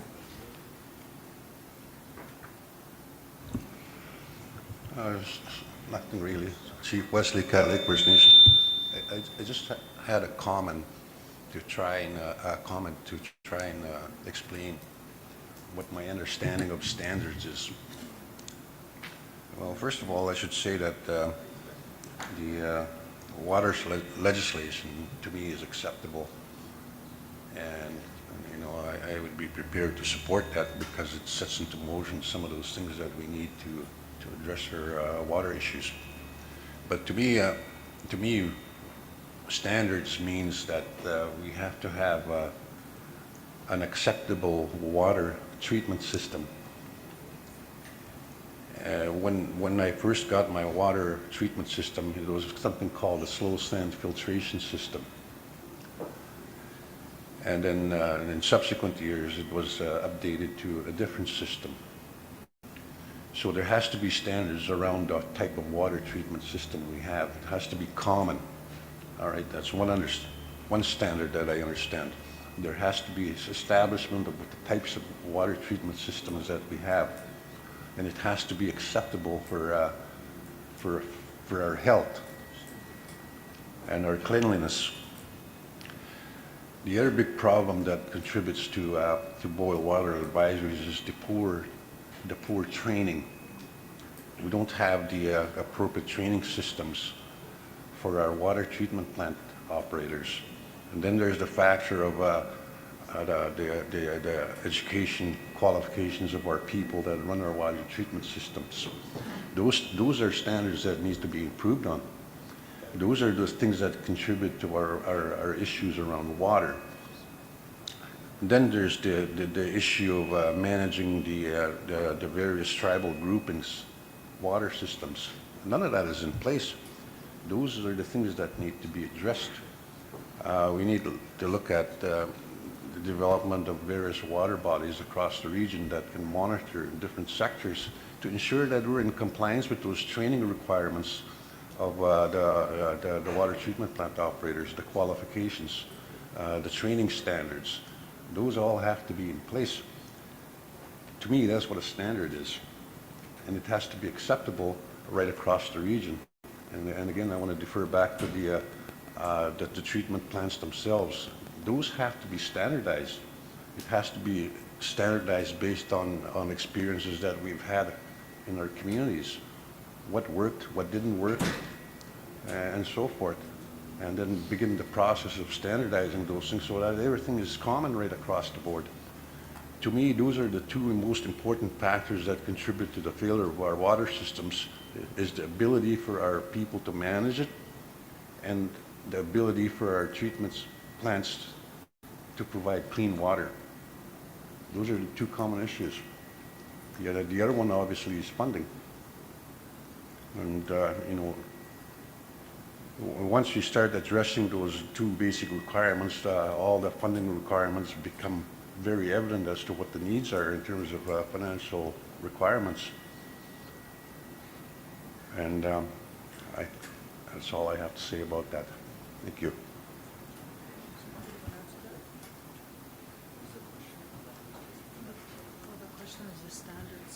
Yeah, okay, no, thank you for those comments, Chief Wesley. I think that's what we're proposing, to have a meeting with leadership and technicians to discuss some of those potential regulations and standards, what could be included in the proposed framework of the legislation. So, yeah, and we'll continue to look for more direction if that's something we want to, if you want NAN to pursue, is that 1 or 2 day facilitated meeting on the water legislation.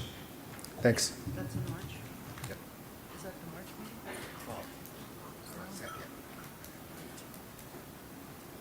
So is there any other questions on the presentation? Any other questions?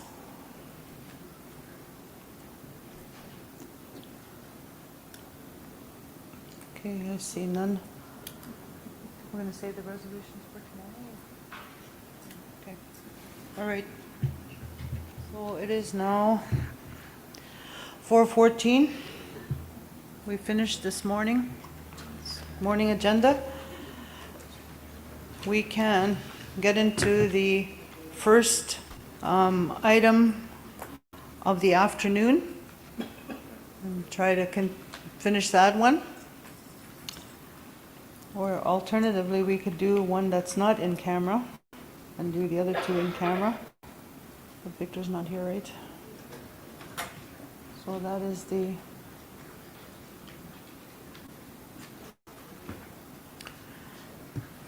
So what would you like to do? It's like 45 minutes we have, and we can go later. So if we go in, the next topic is in camera, which would mean the executive would be leaving, any government, industry would be leaving, media would be turned off, and also the all ORC, if he's still here. And I think Chief Sherry, you're making the presentation on this one. Okay, so if you want to continue, we can go into that agenda item, which is in camera. Yeah, let's go do that. Okay. All right, so we're going to do the in-camera items, so which means the executive, all the staff leave except for the note taker. And also the online. Yeah, the online is turned off. The online can stay on, online delegates, but everybody else has to leave.